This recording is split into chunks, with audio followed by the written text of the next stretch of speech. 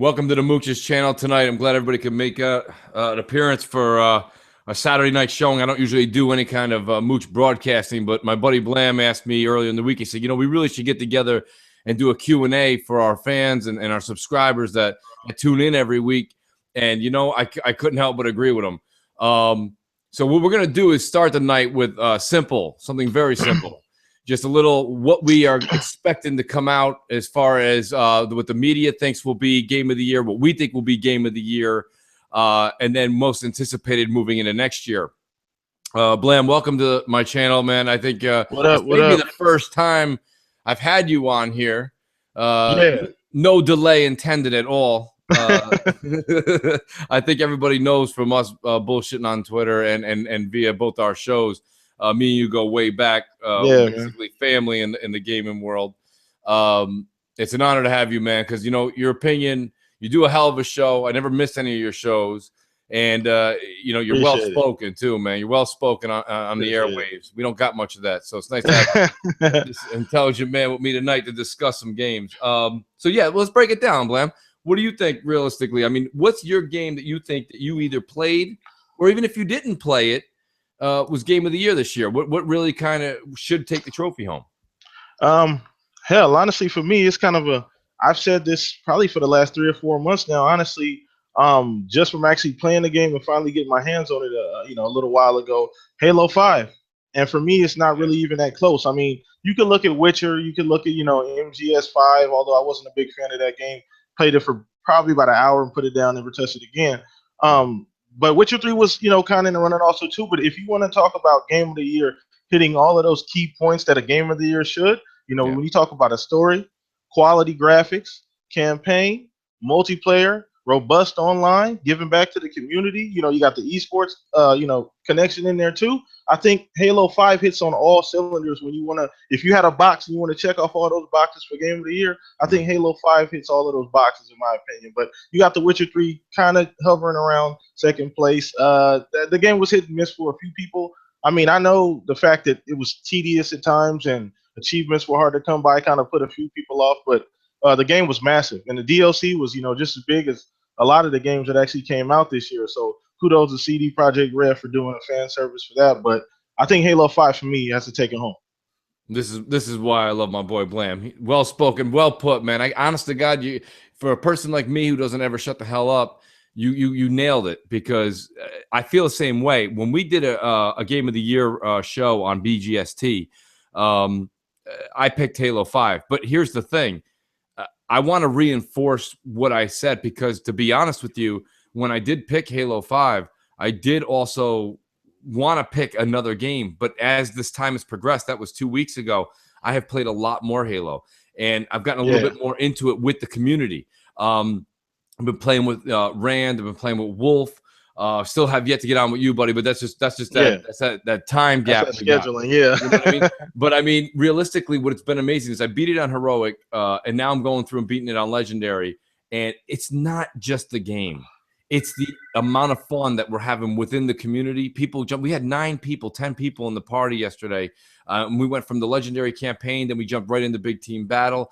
And I mean, it's just the game's dynamic like that, man. It changes so quick. We're taking this real serious mission. We're like, no, go up this way, go up this way. And Wolf's like, no, we're going to bash through the wall this way and go around, do this whole kind of like covert operation. It was so serious. All of a sudden, people jump in, people are laughing, having a great time online. And we're like, why don't we just take this to Big Team Battle and all work together? The game's the dynamic in it is so vast. It's so big that you can change on the fly like that. And you know what, to be honest with you, that's why Halo is Xbox's calling card. It definitely is. And that's why Halo 5 did live up to the hype. It really did. I think I hear a lot of different opinions about Halo 5, and which is fine, completely fine with me. But if you want to go, Halo is the biggest exclusive, in my opinion, outside of Mario and Pokemon. You don't really get any much bigger than Halo on any console exclusive, in my opinion. But I just think the game was set up so well. Now I know people, lack on the character development. The story at times felt a little hollow. I've heard people say that too. But you got to remember, guys. This is like I don't want to, make this equivalent of. I'm not saying that, but it's kind of like a Star Wars reboot. Episode, Phantom Menace was horrible. I kind of look at this as Halo's, I guess, kind of Phantom Menace. There's still character development going on. The story is still going on. They're really trying to change the subject at this point. We've been living with Master Chief all these years, and people don't like change, Mooch. People don't really like abrupt change. When it happens, and people are like, "Well, this is unfamiliar." So I can understand why people had different opinions on it. But if you just look at what the game gave us and is still giving us, the support 343 is dumping into this game. I mean, the fact that we're going to be getting all these brand new maps for free, and the content that they're dumping in, just a ton of different things. For me, it just hits home. You know what I'm saying? And I can't wait for 6 because I know 6 is going to blow all of our fucking socks off. And that's just my opinion. So, well, I'm glad you said what you just said too, because that adds to why I enjoyed Halo 5 so much. Is I liked the way they went with Locke. Now, did they do everything that we all in our minds fascinated what they were going to do with the story? No, they didn't. But like you said, 343, Bonnie Ross, they've all come out and said that Halo's not going anywhere for a very long time. They saw it in their future, making games for 10 to 20 years. When you say something like that and you're invested behind it, the Locke character will grow. That doesn't mean that the Chief character has to disappear. But this new character, man, and people don't realize this. Go replay. Don't let the nostalgia take over for what it is you think happened.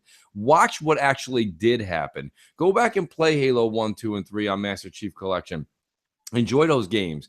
But remember, it didn't really get till the end of the 3rd and beginning of the 4th that you started to see Chief pick up this kind of attitude and this extra dialogue, if you will. The first 2 games, he was just like, yes, we'll go. Boom. And it was just taking orders. Yeah, I'll do that. Drop down. And you just start doing it. Was all the other side characters in the UNSC and et cetera that took over. So Locke, people are like, I expected more from Locke. He was just kind of like a robot. They are robots. That's if you actually know the story behind any of this stuff. That's what they're like, universal soldiers. You know what I mean?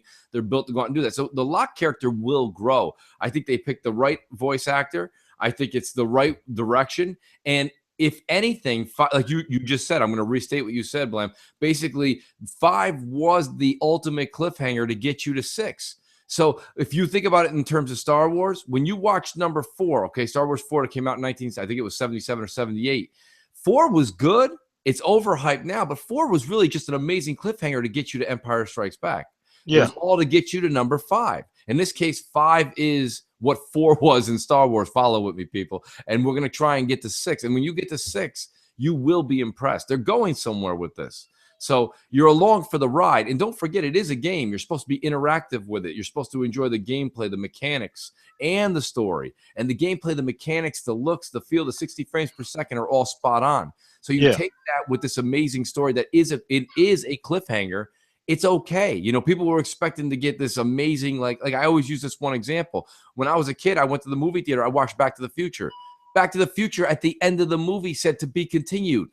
Yeah. We've been going to the movies for years, me and you, Blam. How many movies say to be continued at the end of the movie? Almost none. None of them. You get closure. you know what I mean?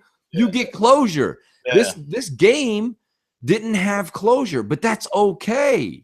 Yeah. It's okay. You know what I mean? That's what you want. I want a continuation. I didn't want 343 to just close the door and then we'd be like, you think they're making another one? I'm not really sure. You know what I mean? So I think they did the right thing. They kept us all looped. When Halo 6 comes out, there's going to be the same crazy amount of people in line buying it, and the job is done. They did it right. So, I mean, I'm with you. I think that's a solid pick. And now I'm going to just turn it to most anticipated, and then we're going to get to the Q&A, the questions by our subs that are in the open chat. No problem. So, most anticipated. Man, for me, honestly, it's a lot of great games coming out. Jesus. Honestly, at this point, it's kind of flip-flopping. I'm kind of bouncing between because a lot of the games we don't really have. We have like some tentative release dates, and some may not even get pushed to 2016. Some of them may get pushed back a little further, possibly Scalebound, possibly Recore, something like that may get pushed back. But I'm really intrigued by Recore. Really am. Quantum Break, obviously, coming earlier in the year next year is going to be a fantastic game. I have high hopes for that just because Remedy they don't really miss target when they got their eyes locked in. They really deliver. As we can see with like the Alan Wake games and some of the other games, Max Payne 1 and 2.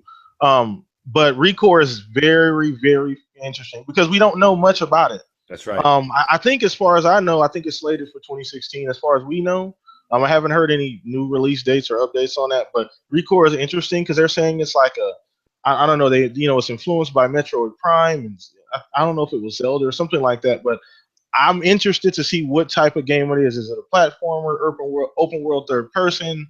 It just looks very interesting, and with the aspect of the girl swapping cores and different things and how all of that's going to tie in and really what type of game is it going to be. So I think that's probably my most anticipated just due to the fact that we really don't know any goddamn thing about it, which kind of piques my interest because typically the media, any little bit of, they get any little information they get from a game usually gets thrown up the next day. Yeah. So the fact that Recore has been pretty tight-lipped and they haven't really said anything about it is kind of getting me interested. So go ahead, Mooch, it's on you.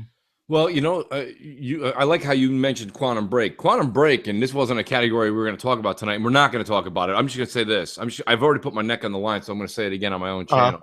Quantum Break is my game of the year 2016. And that's a rash statement. That's a ridiculous comment, right? I mean, if I could predict that, I might as well just go pick those winning lotto numbers tonight. So it's a bit of a rash statement, but it's the first game that I'm seeing technology being pushed in the right direction. You know what I mean? It's the first time I'm seeing something where I go, that's something I've never seen before. Yes, I have seen it in Max Payne.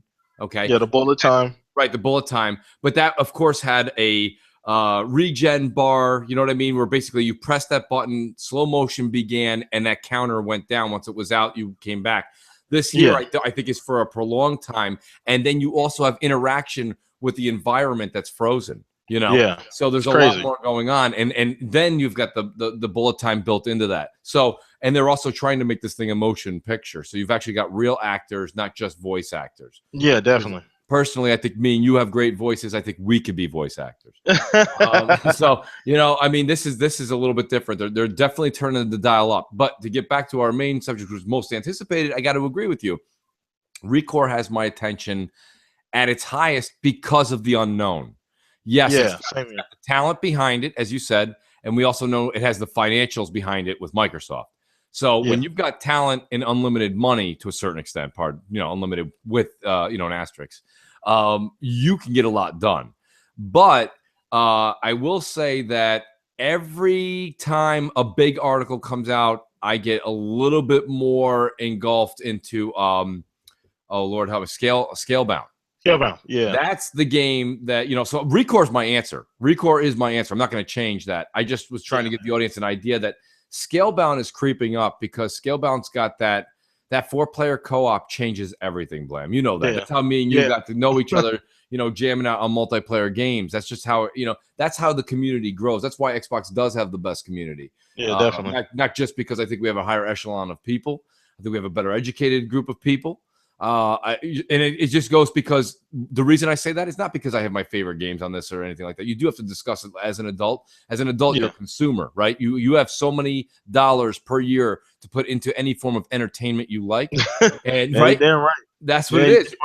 And me and you chose to invest our money into a system that has the better people, the better games, the better online structure. So and that's something. I mean, honestly, and you have a PS4. I don't have a PS4 yet, but honestly, I really am looking for. And I've said this since my very first video on YouTube. I'm really looking for a reason to buy one. Honestly, it's dead ass honest. And me and my wife were talking today, and I was honestly thinking about. I was looking at the Wii U too. I'm not gonna lie, I really was like. Once they announce the NX, next year at some point, the price is going to go down on that Wii U, and it may be just a nice little pickup. As you know, I do have 2 kids, and it may be a nice little pickup for them once the price goes down a little bit because I don't know. I don't think it still should be even $250 honestly at this point. But it's still sitting around $300, and I just feel like, why do that when I can get a PS4 or another Xbox One? Doesn't really make sense. So once the price goes down, I may go ahead and slap up a Wii U. So that's what I'm looking at next year too. So I think that's a good move on your part too, because to be honest with you, there's a ton of titles on the Wii U for the kids. It is. I don't know how much you're gonna log on yourself because we have a Wii U, and what's funny is the kids enjoy it. They really, really do. I'm not gonna lie to you, especially when their friends come over. When their friends come over, it's the Wii U party. Everybody's doing all this Wii U stuff. It's great. And I sit there with a smile on my face because I'm like, I'm glad they're using the damn thing. But as far as when there's no friends over, my son still turns to the 360 and the one. You know what I'm saying? And it's just that's just the way it is. You know, and I'll be honest with you, maybe it's because I only got 1-2 games for the PS4. I barely turn it on.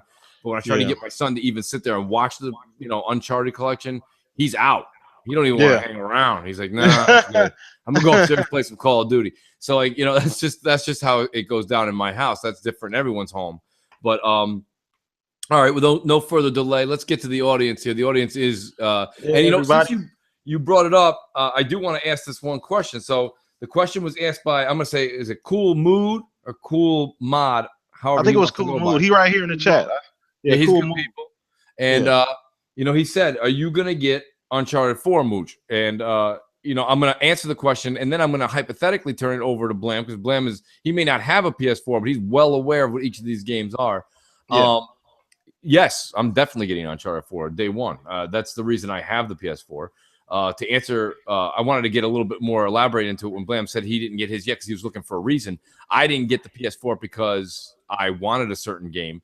GameStop was offering bring in any of the old generation consoles at the certain gigabyte that it was. It had to be the 120. Yeah, it had to be the 120 for the and anything over 250. So I had 2 PS3s because I used them as Blu-ray players in the house from last gen that I acquired with time, both 120 gig. And then I had bought a 500 gig 360 because this was before backwards compatibility came out. And I thought I was going to need and that was also before they allowed the 2 terabyte storage on the 360. Yeah. So none of this was, I had the 500 gig. And once all this came out and I've got terabytes now of space, I don't need that 500 gig. So I went into the store and I said, listen, dumb question. Can I stack these? And he goes, absolutely. He goes, because we're giving $100 per up to 3. So I said, you're going to give me $300. Yeah. Cause I was not using them anymore. They were just a damn good deal. Yeah. So I ended up walking out with the white Destiny that just came out in this past September, the Taken King edition. I walked out with it for like $77 after tax. And that's just, again, using your mind, use the better half of your brain. That's your consumer edge. And when someone offers you, I don't care if you're a PlayStation fan or you're an Xbox fan, if the other console happens to come at you for $77, you buy that. Yeah, that's a damn good deal. You can't pass on that. Yeah, no matter how, look at the 360 got down to $250 after a 7-year career. So for $77, I said I'm going to take it. These other pieces of machinery are just sitting in the house doing nothing. But to get back to the question, Uncharted 4 is a must-have. That's like my favorite game that PlayStation puts out. Followed by which will be The Last of Us. I basically was just waiting for a Naughty Dog game to come out. You know what I mean? Because basically. But what do you think? I mean, Blam, can you see Uncharted 4 being the game that pushes you into that console? Possibly. I 3 was kind of wonky for me. We pretty much all own like PS3, so I have one in my other room, honestly, PS3. On Netflix right now. But yeah, I mean, Uncharted, I didn't like 3 all that much. 2 was the biggest one. I think they got everybody excited about the Uncharted series. First was even kind of middle of the road for a lot of people, but 4 looks good. I mean, the game looks fun, and it's Uncharted. You really can't go wrong. We kind of know what we're going to expect from Uncharted. It's going to be a great story graphically. Obviously, it's going to be a beautiful game. Multiplayer is always still feels a little tacked on. After probably 2 or 3 months, you probably won't be a whole lot of people on playing that multiplayer, but who knows? But yeah, definitely Uncharted. I'd say if I had a PS3, that'd definitely be the top 1 game I'd be looking to buy. So if that answers the question, yeah, if I was going to go ahead and get a PS4, it would be for something like Uncharted. Well, okay, that's very cool. Pardon me for I'm trying to read here at the same time as that's all right. So, I'm looking through questions too. Question here by Aaron Hankins throwing some like a paragraph at me. That's why I was like, I'm going to abbreviate it real quick. Basically, he asked with the, and I don't think he's trolling. I think he's just reading headlines. He says with the low sales and quotations of Tomb Raider, does he think Microsoft at this point would buy the IP and then, of course, presume to sell it out, to PlayStation when it wants? And this, I mean, first of all, Microsoft's not buying the IP. That's not going to happen. Secondly, what I would like to correct, Aaron, is there's a lot of numbers that we all don't know. Tomb Raider did not do bad. It's not doing bad at all. Yeah, well, considering where it placed, it did a damn good job, in my opinion, whatever it did, because Correct. a lot of games would have shriveled up and died next to Fallout 4. I mean, so considering what it still did in that small amount of time, I think that's why they were happy overall with the launch. They knew they put it next to a fucking juggernaut game like Fallout 4. So I mean, it did pretty well. I still see people playing it on my friends list. So in my opinion, it actually overachieved considering the game it came out next to. Right. Well, the other thing is too, numbers are out that probably like I think hard physical sales were somewhere around. I heard like I was hearing around 300K, but that doesn't include any digital. It also doesn't include all the Tomb Raider bundles that Xbox sold with those big, those deals that they had going on with the 5 bundles. So when you bought the bundle, that game doesn't count either. All those people have the game that was in there. So there's these are estimations, people. Don't take this and don't gotta run. Don't gotta run to the papers, because if you run to the papers, they're like, hey, we ain't printing that shit. Like literally, here's the deal. It's probably over 500K at this point, between digital, physical, and bundle. I say between 3 and 5 is a good. Yeah, that's I would settle in there. And here's the deal. Yeah. That's not bad. We're only talking about a couple of, what is it now? Fallout was carry the one. Was it 2-3 weeks now? So it is what it is, or maybe it was. We're creeping on a month. But here's my. It's a little bit over a month. I believe. We're creeping on a month now. You lose track, man. We're getting so goddamn close to Christmas, but then at the same time, I'm in New York and it's 60 degrees. So not today. Today was a cold ass day, but to be honest with you, we're gonna have like 55 degrees come Christmas Eve, which is ridiculous. I'll take that all day. But nonetheless, my point being here is that you're going to also have this exclusivity. Okay, Blam, you've got the rights to this game on console only all the way till next fall. Okay, next fall / holiday. So why does Microsoft have to care if it's sold in the next, if it's sold high in 3 weeks? Generally, you do go by that. I will say that. Generally, that's the judge. That's the character we go by, because you've got it on both platforms. You're going to go and see what it busts out at right away, because then it does taper off. In this case, for the next year, whenever there's a lag in games, let's say we're in April, okay? Everybody's beating Uncharted 4 to death. We all know nobody cares about the Uncharted multiplayer. That's not it. That came out, the beta, and 2-3 YouTubers tried to milk that shit as much as they could. Nobody cares. Nobody ever talked. I mean, that's just, you got to call a spade a spade. Nobody's playing Uncharted multiplayer or waiting in line for that. They're waiting for the story, and that's fine. So that'll be over with. Then you've got April, you've got Quantum Break. So Quantum Break goes through there. Well, we don't know nothing really been announced yet for May, June, July. So all these people that were like, oh, I'm not really a Tomb Raider fan or this and that. All of a sudden you got this AAA waving at you that's got a 9.2, got a 9.5, got an 8.9, waving at you all these months, and you're like, yo, that shit's $40 right now. I will. Critically, it was successful. Critically, absolutely. I mean, you didn't see anything. I hadn't seen any really bad reviews. Not that I give a damn about a review, honestly, because you always go by what you see with your own 2 eyes. But that's right. I didn't even review. I seen the reviews and they were overwhelmingly positive. So I know for a fact that, that the game, it looks like a fun game, fantastic game.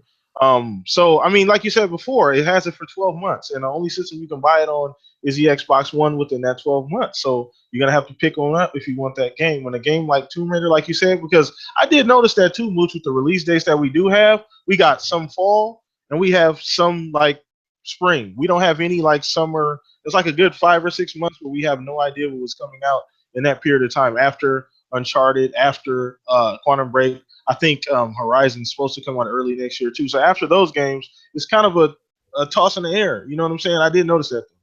That was good. I mean, I'll go out as far as to say, just to be on record, Blam, I'm going to go ahead and say that Horizon, whatever that game from PlayStation, that will not come out in 2016. I don't know. I don't know. Listen, hear me out, Blam. Tell me if you think I'm crazy with this. So PSX was, just a few weeks ago. And that's not an event where E3, we all talk about E3 ahead of time. We talk about how at E3, they have only an hour and a half. Both companies have between an hour and a half. Maybe they could pay a little bit more to get 2 hours, but they can't exceed that.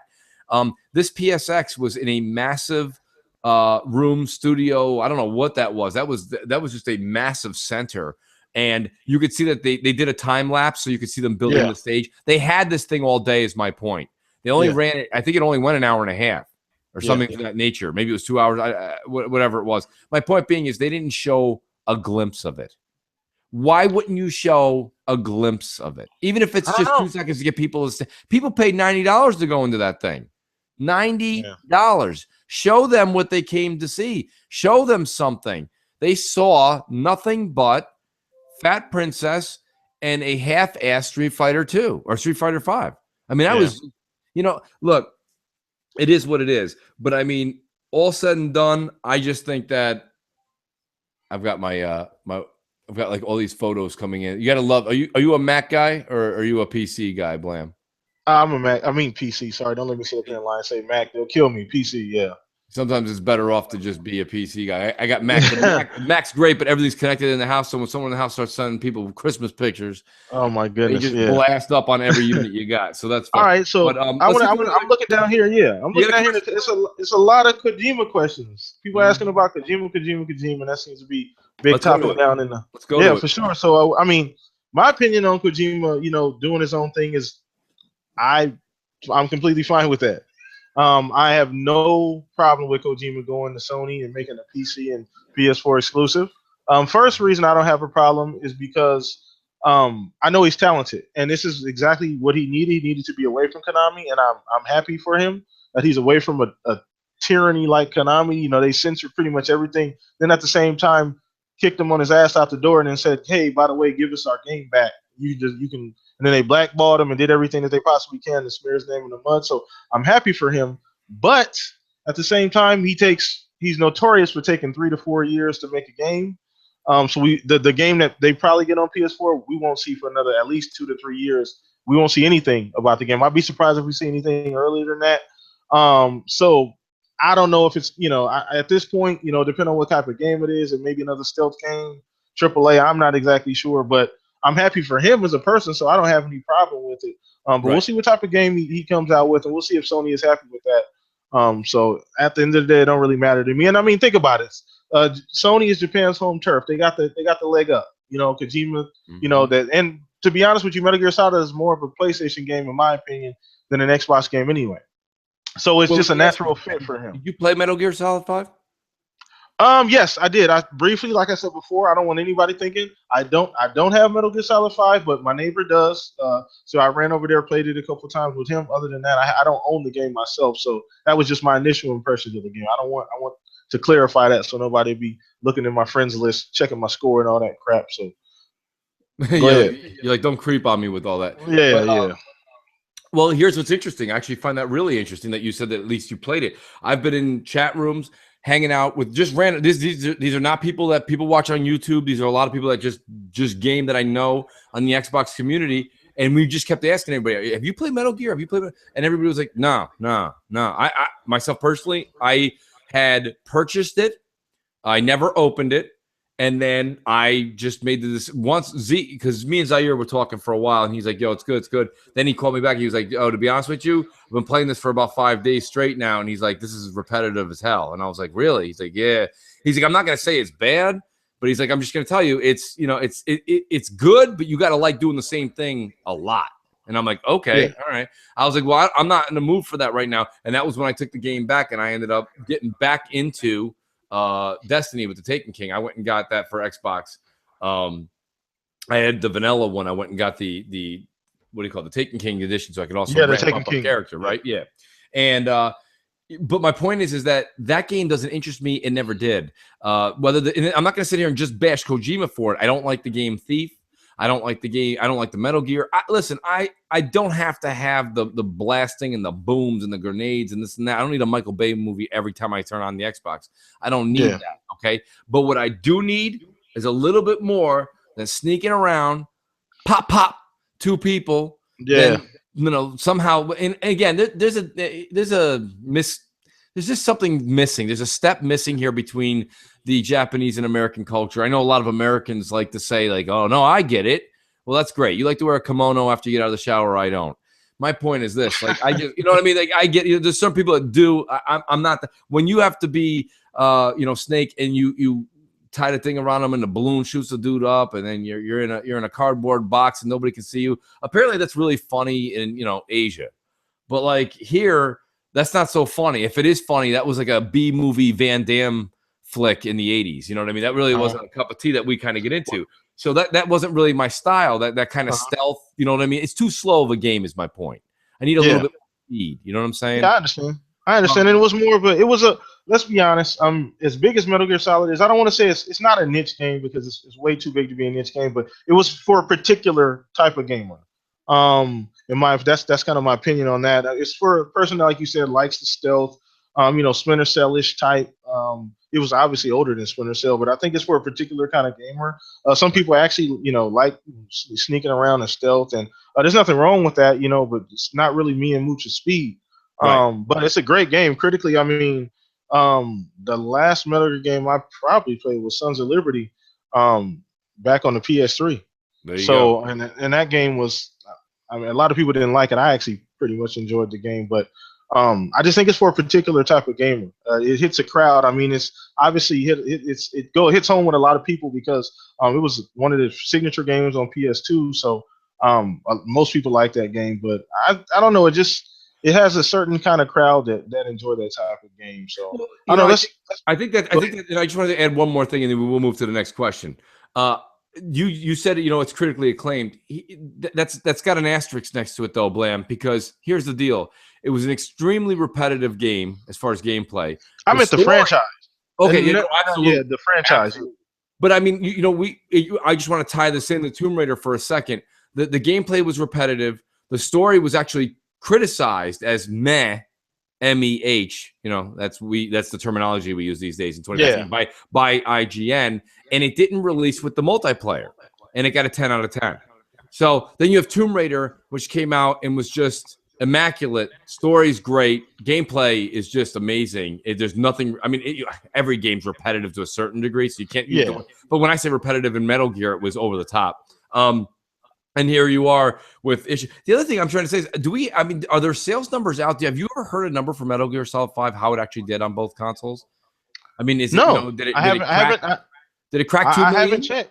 I have not checked. Mm-hmm.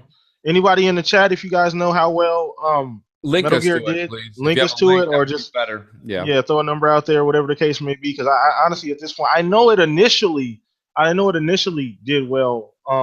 But I don't know. It kind of died off pretty quick. Had a good little push at the beginning, but I'm not exactly sure what the final numbers are. Somebody said here 3 mil on a PS4 and 500K on Xbox, but he said Xbone, so I'm not exactly sure if he's trolling or not. But that's a troll.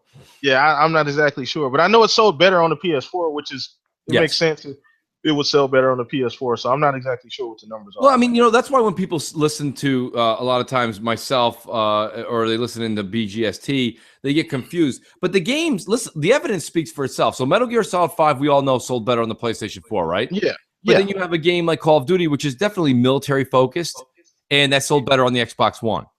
So you do have to understand that when we make these comments or we give our opinions, we are from this Western culture. You know what I'm saying? Like it's different in the United States. It's just a lot different. We don't necessarily get that humor.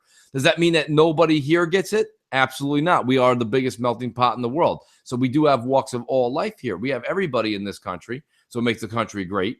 But at the same time, the main focus over here is still that American. And that's why I said Call of Duty did better over here. What does that mean? It doesn't mean anything really, right? But at the same time, Metal Gear really just isn't the Xbox consumers creme de la creme. But let's move on to another subject real quick. I got a guy in it. What's his name here? Looks like Pure 360. He's been asking you for a while, man. I see this. What's your earliest memory of Halo? We're gonna get to the questions, everybody. You got to give us a chance to go over the topics or to go over the questions that we see. So we're trying to keep up. But go ahead and.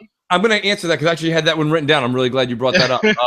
So shout out to Pure 360 for this earliest memory of Halo.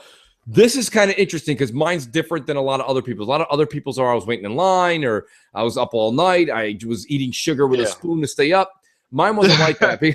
Like I said, there was a time where I took a small hiatus from gaming. That was generally, like I said, when you're out, clubbing, hanging out, going out with your friends, this and that. And when I graduated from college, shortly thereafter was when like Halo kind of hit its stride. So I'll never forget. I went back to my fraternity house and I was hanging out. I was already alumni. Just went back to go visit, and I just sitting down. I was just hanging out. We were drinking some beers, just hanging out. Everyone was having a good time, and these guys were just jamming out on some Halo. I didn't know. I knew what it was, but I didn't like. I wasn't into it. You know what I'm saying? Like everybody was already head deep into this shit.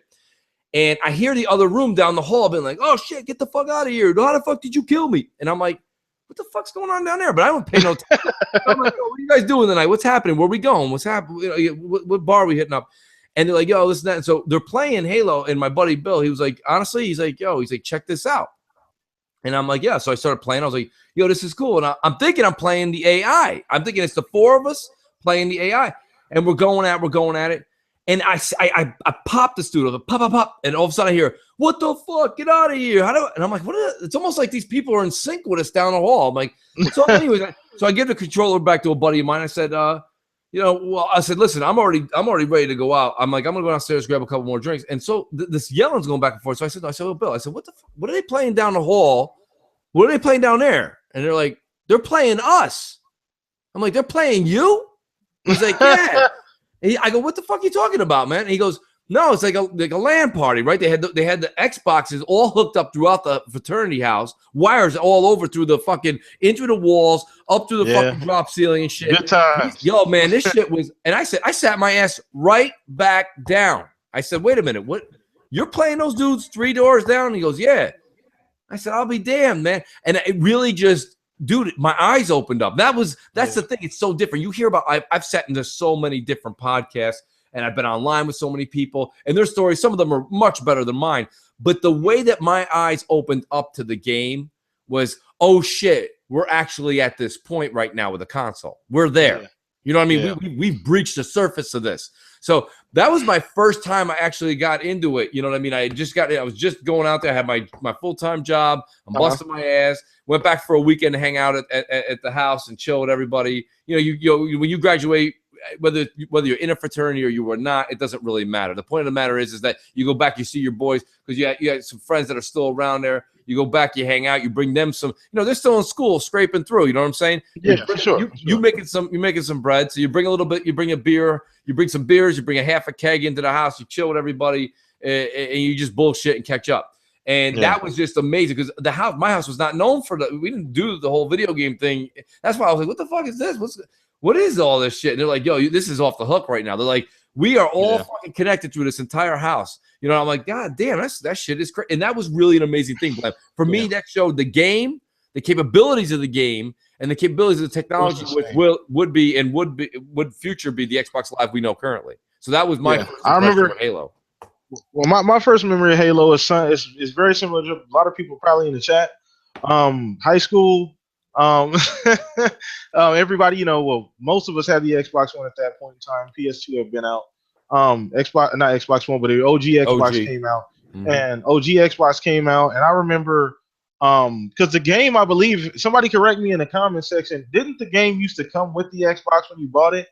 I remember at one point, I think Halo used to come in the box with the Xbox. Somebody can correct me if I'm wrong. But I know think you're right, but I don't know for sure. I had a buddy who had the OG Xbox, and I was still on PS2 at the current time, and I went over his house. He's like, man, you got to sit down and play this game. I'm like, yeah. See, somebody said yeah at first. I'm like, what is this? He's like, Halo. Like it came with the Xbox, and so I'm like, all right, cool. We can sit down and play or whatever. I mean, as soon as the game started, he was showing me the levels, the guns, the graphics were like mind blowing at the time. It was insane. The AI, I was like, what the hell is this? I'm like, this is on Xbox. Like, you got this with the Xbox? And I had to go out and get me one not too long after that. I remember after school, we used to bet money. I used to bring my if anybody probably was with the OG Xbox, they had a backpack that you could buy that fit the OG Xbox. You could put the OG Xbox in there, the power brick, had room straps for the controllers. I had that backpack, and we used to, me and 3 other guys used to get together after school and be like, hey, man, you guys want to play Halo? Okay, we'll bet you $5 a game or $2 a game to play Halo. We take our cords, and my friend had a little hoop that we throw it in the back of the car and drive around town. It was our own little LAN party. Like, we used to take 2 TVs in the back of his little he had a God damn it, not a Supra, it was a Toyota Tercel. And we used to drive around town just to different friends' house, man. that shit has some fond memories, man. I remember playing in an inanimate amount of hours of Halo, man. It was ridiculous, dude.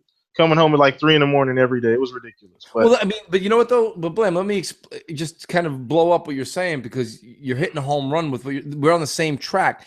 That's part of what keeps me. That's what I just don't understand the love and affection that goes into the PS4 fan base. And it's not because I'm making fun of their. Let's get off the subject of games and their lack of it this generation. It's the community. I've had a PS3 for a long time. I had a PS2 even longer than that. We were playing PS2 forever. So, you know, I've been a PlayStation owner for a very long time. But once I saw what Xbox did and how they changed the game, you know what I'm trying to say? Listen, the NFL came out with replay. It's changed sports ever since. Okay, Major League Baseball took it up. NFL has actually taken different steps into progressing. It's made the game a little longer, but we don't go to work no more. You don't go to school no more being like, did you see that awful call? They don't say that no more, because now the call, when it was wrong, 99% of the time it's overturned. So what I'm saying is, remember those conversations, Blam, when we were kids? You were like, yo, you see that crazy call? That dude was way off. That shit was a touchdown. You know what I mean? And now we got replay. So what I'm trying to say is Xbox stepped in with Xbox Live. They changed the game figuratively and actually. They changed the way we played the game. And that's an amazing thing. Once I saw that, how could I then turn to a company that tried to mimic? It still seems like the PS4 is trying to emulate Xbox. They're still trying. They're like, PSN, we're almost there. You know, and I'm like, oh, yeah, that's cool. All right, I give you credit there. But it's just that I don't know what it is, Blam. For some reason, I've got all these people I know on PS4 right now, and when I turn that shit on, like maybe all night, I get like, bloop, I get one little like fucking bubble that pops up, says, you know, this person's on the chat or whatever, and I'm like, you know, Xbox last night, I was just jamming out.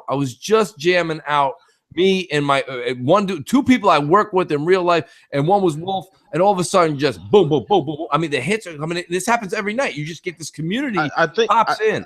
Yeah, I think honestly, you got to look at it this way too. I mean, not PS4, but Sony was a little bit late to the game with the party chat, voice chat, things like that. That didn't happen until at least a year into PS3. I don't think PS3, the initial PS3 dropped with those features. You know, a little bit of ways into the generation, they finally added that on with PS Plus and everything.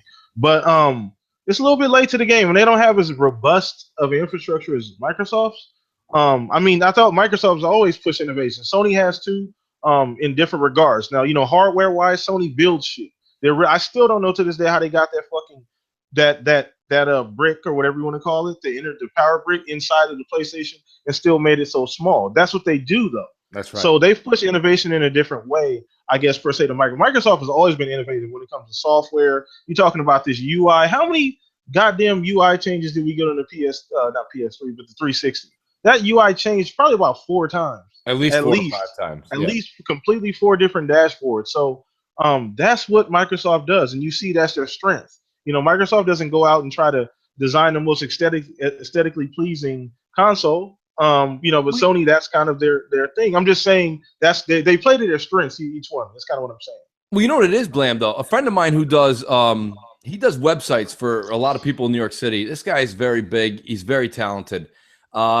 Listen, he said to me one time, we had come up with this plan to do an internet business, and I did launch it. And he said to me, I actually said to him, I said, I like this, but I said it's been done before. He goes, it's not who does it first. It's who does it best. So that's a comment for Sony to hear. Okay, that's me actually defending Sony for a second. I'm not saying because you follow in someone's footsteps, you can't conquer or beat with the person that, you know, your predecessor did, that you can't beat them. But Sony, you can tell the innovation, the will to kind of surpass them.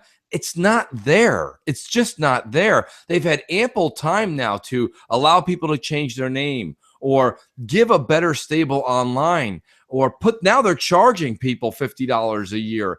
Take those couple of billions of dollars and put them into new server farms. You know, I mean, they're not doing it, and they're just kind of. It's like your favorite. Who's your favorite basketball team, Blam? Well, the Lakers. I'm a Lakers Okay, fan. so well, the Lakers. Now, here's the deal. Let me use the Lakers because I'm a Knicks fan, but the Lakers are going through something that a lot of Laker fans aren't used to right now. You Losing, had yeah. you had Dr. Buss. Well, you had Dr. Buss who gave a shit, and just like George Steinbrenner in New York, those two types of owners at all costs wanted to win. Now the kids own the Lakers and the kids own the Yankees. They don't want to take the money out of the pocket that they're making and put it into making the team better to win. That's all Dr. Buss ever wanted to do was make the Lakers win. That's why the Lakers and the Yankees are the prized organizations in their respected, sports. So what I'm saying to you, but now you got the two boys that are running the Steinbrenner franchise over there in the Yankees, and they're playboys, man. They want to take that money they're making. They want to fly on their jets. They want to smoke their Cubans. They want to go to Vegas. That's fine. George Steinbrenner sat with his ass down, eating a corn dog, watching the game, being like, if a better player came in and played against his team, he talked right to his GM. He said, see that man right there? Make sure that son of a bitch is wearing pinstripes next week. You know what I mean? That's how it went down. Well, they're like, yo, we can't afford him. He's like, who can't afford him? We can afford him. My point being with all this is just that Sony's taking the money and they're pocketing it when they could be making it better. So I'm trying to defend them and saying, don't tell me that you haven't had ample time to make this system better. You don't have me as a true customer. I am a console owner because if there's an exclusive, I'd like to go get it. But I'm not a true customer. I'm on there maybe once a month because there's no community. There's no sense of listen, when you listen to a lot of podcasters that do, even as big as Greg Miller, when you listen to him or that Colin Moriarty, which are the biggest PlayStation fanboys you can find, they at least admit when we play our PlayStation, we're usually offline. We just play these games because we want to just enjoy the game. And look, that's your right. That's your right. All right. You want to play a game and I've be heard live. that too. They do that, but so that's why I call it the lonely station. Of course, we use it as a little bit of ammo. But what I'm trying to say to you is that it's a lonely station. You turn it on, if you like to drink, you drink. If you like to do something else, you do something else. But it's just you and it's you in the game. That's it.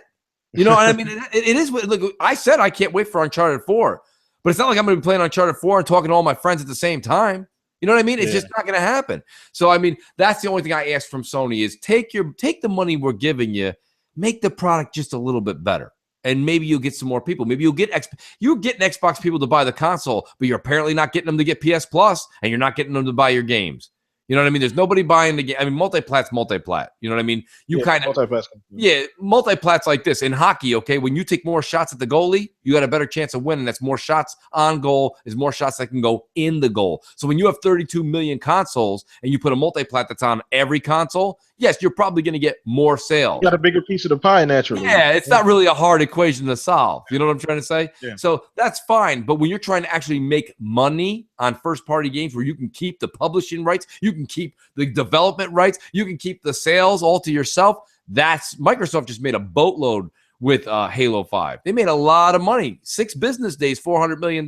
That's not cheap. You know what I'm saying?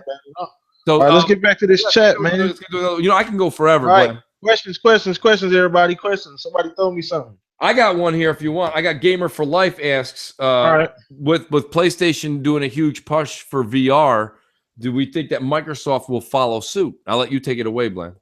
I don't think so, because I think if Microsoft at this point wanted to, they would have. I think them kind of they kind of dipped their toes in the pool with the whole Oculus deal. They're going to get all of the benefits and take less of the risk with the Oculus deal because it's not their hardware. They're not funding it. Although once you get the Oculus, I believe you're going to be able to get an Xbox One controller with it. So it's a way to get the name around. And just in case VR does blow up, they have some way they can still get a little bit of money off of it too, and still play it safe. So I think it's a good deal for Microsoft. Who knows how it's going to work for Sony? I mean, the games, I know a lot of people, even a lot of diehard Sony fans, weren't too happy with what they showed thus far. I mean, who knows what they have cooking up? I'm just hearing tidbits about different things like the power brick being really big, like the size of a Wii U, and different things like that. So those may be obstacles they're going to have to overcome. I don't predict it's going to do well initially because, like I said, people don't like change, and this is a big change. 3D TVs didn't take off, but 4K and those type of TVs seem to be the next standard. 3D didn't take off, so it's always a hit or miss when you're doing something different. I guess kudos to Sony for doing something different. I just don't know exactly how it's going to work. I hope it works. I mean, I don't mind if it does well or not. It's not going to bother me at all. But I honestly think there's not much of a market at this point, and the way it's looking, it may be a little bit too expensive initially. So maybe a year or two when they can get the cost down a little bit, maybe put out some better titles because the fact that it's their hardware, they're going to have to build games for this system. Who knows? They may get some third party support, but it's a shaky ground. I mean, if third party aren't going to support a peripheral like Kinect, I really can't see them stretching to support something like a VR where there's really not much of a market there. So, what do you think, man? Myself personally, I agree with you. I don't. I'm writing down one of the questions. I apologize, but I will. I don't think VR's. I don't think VR is coming anytime soon, unless it's through the partnership with Oculus, and it's going to be where Microsoft's almost a Microsoft will play like that third party role in it. Because to be honest with you, it's a genius move. It's a genius move. Whenever somebody can ever walk up to you and say, "Hey, would you like to be a partner with me?" And you're like, "Well, I don't really want to take any money out of my pocket to invest." And they're like, "No, we don't want any of your money. We just want your support because your support is that strong." That's basically what happened here. Oculus is getting Microsoft support. It's getting the best controller packed in. We know that. I mean, look at the Elite controller is sold out still. And it's the second or third wave that's gone out. So it's not like you're like, well, Mooch, they've only sent one wave out. No, they have. They've sent 2 or 3 now. They can't keep them in the store. So it's the best controller, period. And it's selling at $150, which is half of what a console costs right now. So nonetheless, VR right now is just we're not there. And I don't mean we're not there that we can't do it, Blam. We can do it, okay? But the power that's required, it can't come off of a PlayStation 4. And we know that because the processor now has a box that's the size of the Wii that's got to dangle somewhere within 4 to 6 feet of the person using the PlayStation VR. Then we got a nice glimpse of what the games that are coming out are. And that wasn't, people weren't too happy about that. No, for the most part. Blam, let me tell you something. Look, I still have in my home, I still have the what was it, the Virtual Boy? I think it was called. With the tripod. Yeah, the tripod. You put your head into it. Everything's in red. When you come out, you thought you just got out of Mars for like an hour and a half. You're like, oh shit. I mean, you're seeing stars. First of all, I never liked it because my head you're immersed into something that's not the real world. And it gives you a headache after time. No one's talking about it. God forbid the media speaks the truth. But nonetheless, that's fine. The point here is that we're not powerful enough, and that Wii processor box, that's Wii size power processor box, it's just not. It's proving that we are in trouble. They can't. They're putting a lot of money, a lot of eggs into one basket here, and those games that they showed are not even enough to spark interest. You know what I mean? Yeah. Like, look at a lot of people didn't like Rise, Son of Rome. They didn't like it. Why? Yeah. We found out later it was just pure hate, because after people played it, they loved it. Yeah. But what you do whenever you have something coming out, Microsoft had Rise and PS4 had Killzone. Both beautiful games. Both, in my personal opinion, had a little bit of story lacking on both sides. Yeah. But the point when you want to see something new technology, what do you want to see? You want to see them flex their muscles a little, right? Yeah, a little bit. Now you got PlayStation VR coming out. I didn't see anything flex, buddy. To me, we were looking at PlayStation 2, PlayStation 1 graphics in 1080p, and glorious 1080p. And that's you think they could? I got a quick question. You think they could possibly port over some PS2 games? That'll be a good idea for them to get some support behind it for the PS2 or PS3 game over. Yeah. I don't know how difficult that will be to the VR, but I could see them somehow doing that. Well, Blam, I think that's an outstanding point, and the answer I think is yes. But let me return that with I answered your question. I want to ask you a question. Somebody like yourself who said, I'm budgeted to do so much for my own entertainment. I'm waiting to get a PS4. Are you going to put $400 down to be able to revisit some PS2 games in 3D? I don't know, but it's better than what they showed. I mean, I can't, and this is just 100% honesty. What they showed is not that good. And I mean, it's initial impressions, but I think the initial demo they showed looked better than what they showed at PSX. When they showed it the first time, I think the games looked a little bit better. I mean, they were pretty much like walking demos, but I think graphically it showed what it could possibly be capable of more so than these games, because these were I mean, you're talking about Nintendo 64 type graphic games, you know? So Blam, here's one of our listeners right now. He says, dude, VR is taking off. This is Collector Fanatic 101. Dude, VR is taking off. Just look at the Samsung VR. That's been sold out since launch, and every batch they get, they sell out of. I have one, and it's extremely promising if Sony does it right. Now, let me just explain this to Collector Fanatic. That item you're talking about, the Samsung VR, and all these other things that you're walking in the mall, and they're like, hey, try this out. It's VR. Try it out. It's really great. You sit down, if you even want to humor the person, you put it on, you get immersed in a game like something called Let's Fly a Kite. And, you know, you're kind of just walking around, you're flying a kite, or you're doing whatever the game is. It doesn't matter if it's racing, it could be anything. I'm being facetious here, but like whatever the game is, okay? That's fine. Yeah. But after about 10 minutes, I'm like, imagine you, Blam, right now, we're doing some holiday shopping, we're both getting something for the wife. And I'm like, yo, Blam, I'm going to check this out. You'll be like, oh, shit, let me know how it is. And you're sitting there waiting. After about 4 or 5 minutes, I'm like, oh, take this off. And you'll be like, how is it? I'm like, dude, it's pretty cool. And you'll put it on, try it out. And then you'll get done after 4 or 5 minutes. I go, Blam, what do you think? You'll be like, yo, that was nice. That was all right. And I'm like, all right. You'll be like, Mooch, you want to try it again? I'll be like, no.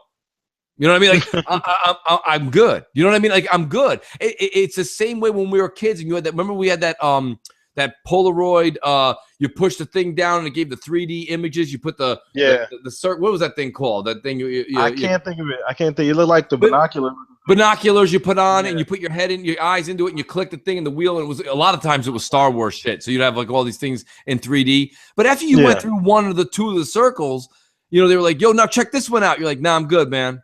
It's your turn. Yeah, even as a kid, you're handing the toy off. You know what I mean? Yeah. So and listen, everybody in the chat. I know you guys were not bashing VR. Don't worry about it. You know, we're not bashing VR. It's just that I don't. No. It's not. It could be something neat, and I'm not saying it's not neat. I haven't tried it, so I can't say. Just from what we know, just based on what we know, what we've seen thus far. That's right. I just know that it's a tough. It's very. They're doing something different, and they're gonna have to straddle that line. And you know, the first cowboy over the hero takes the arrows. And so if they're going to launch this thing, they're going to have to put everything they have behind it, because it's not much of a market. You know, VR is not something. It's not new. It's getting better. Oh, sorry about the phone ring, everybody. It's not new, but it's getting better. It's not a new concept. Virtual reality is not a new concept. It's just that there's not been much of a market for it. You know what I'm saying? I don't know. Listen, you're doing what you just said is you can just knock the ball out of the park. You're right. But here's my point. When you go to an interview, you don't go in sweatpants. Okay? You go in a suit. So when you get first impressions, right? So listen, when you go to put this VR out, I think Sony, if they don't beat Oculus to it, they're going to make a push harder than Oculus, because Oculus has already come out to their investors and said, everybody calm the hell down. We're going to release it. Don't judge us yet. This shit is the future. VR, to a certain extent, is the future, people. I'm not saying it's not. Yeah. But it's not yet. Yeah. And it's certainly not what Sony's providing. I think we need to sit down. Yeah, they're gonna have to. It's gonna be do or die for them, because that's not something. Yes, that's not something that if it takes off. I mean, I hope it takes off. New technology is always cool. I don't have any problem with it. But if it takes off, it could be big for Sony. But it's gonna be rough. It's not gonna be good early on. I just want to let everybody know that, you know, when you're doing something different like this, and you're gonna put all your eggs behind it, because this is not something that Sony is going to dabble in. They're really pushing this VR. They're not just doing this to try it out. They're doing it to, like, we're really getting behind this. We're putting our eggs in this basket, and they're really going to need everything. So I think the one thing that Sony does have is that they're a worldwide brand, and you know what I'm saying, and they're a known brand. So I think they have the audience. They have a big enough audience to do it. It's just that if people support it, I think cost is going to be the biggest thing, because initially it's not going to be cheap to do it. You know, you're going to get those first wave of people that buy it, or that are probably going to go through some rough years, some slow years. I'm talking PS3 first 2 years slow, where you're not going to get much on the console, but the type of games you see in PSX. But after that, it can initially be good. I mean, if they port over some games, maybe start making a little bit of money from it, I can see them building some fun stuff. So absolutely. I mean, listen, VR is a buzzword right now in the technology business. Okay, it's a buzzword. People are using it. It was the same way that the buzzword HD was used maybe 10, 12 years ago, high definition. Okay, so VR. I'm not saying VR is a failure. I'm saying, and Phil Spencer's come out and said that. He said at this point in time, I'm not quoting him, this is paraphrasing. He said at this point in time, we feel virtual reality is just not there for what the product is currently today. We're not there right now. Yeah.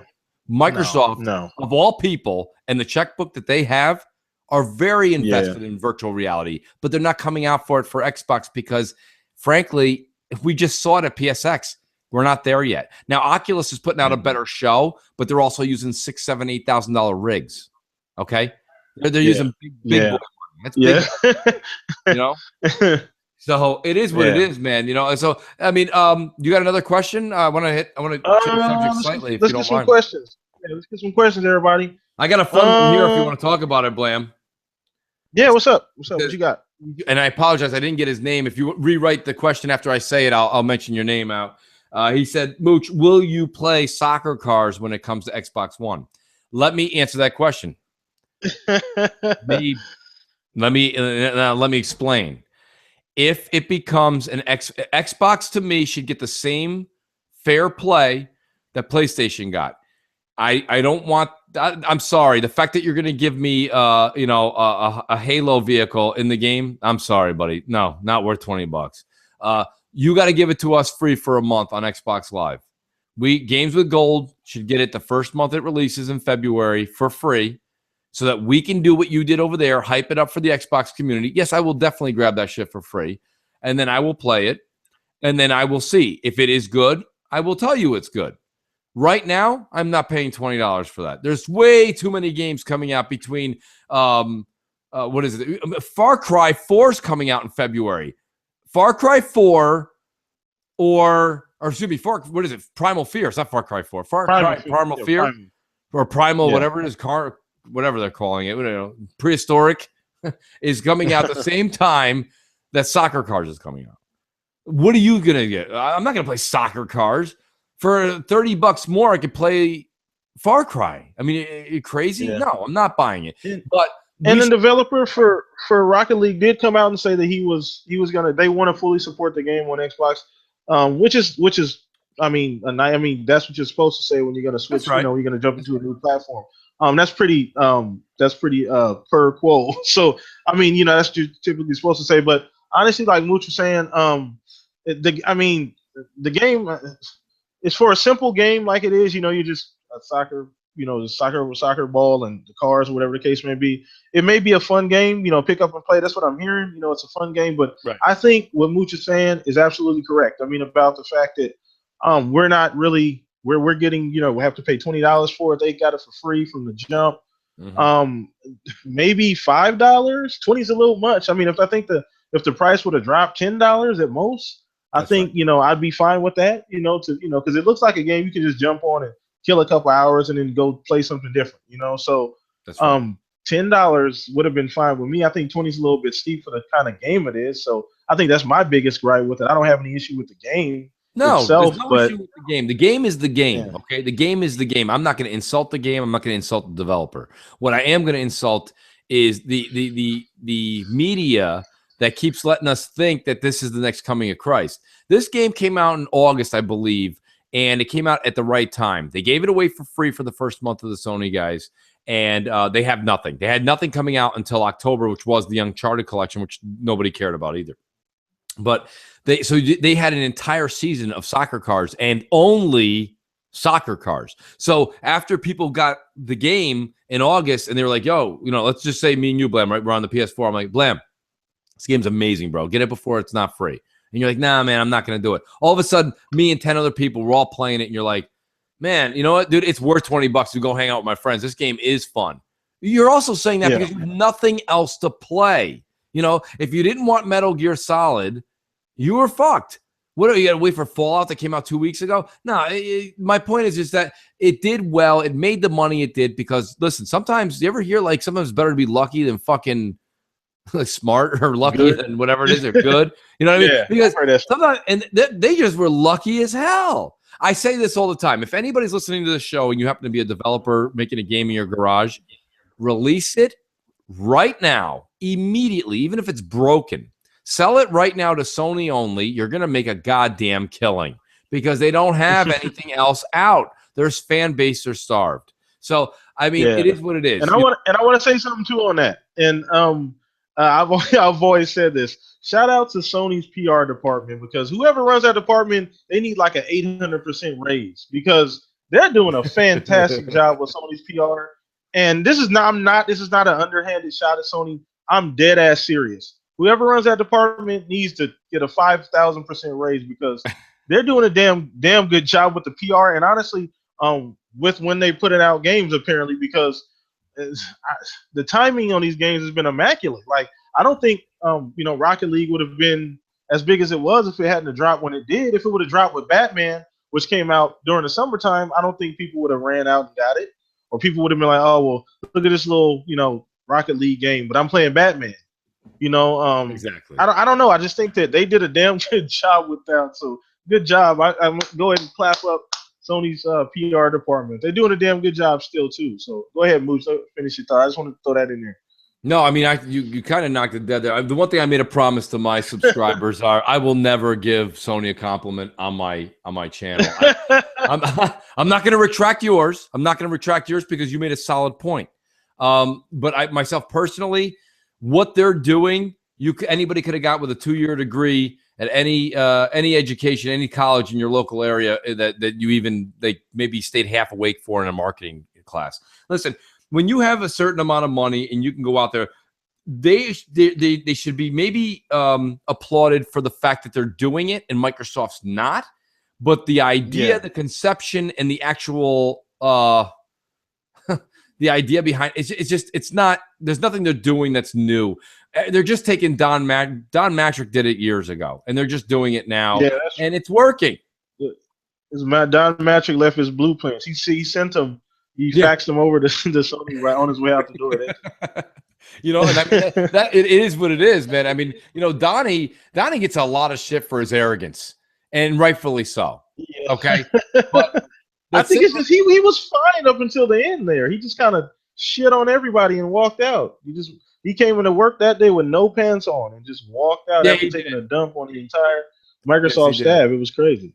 I mean, that is true. That is exactly how it kind of went down. He didn't really give a shit what people were thinking about or what they thought of him. They said, listen, you don't know? I'm 460 billion in. How are you? You know what I mean? Like, that's just how he kind of took everything. He made Xbox a lot of money. And honestly, I'm not a huge Don Mattrick fan, but he did some beneficial things. He made the console profitable, the 360.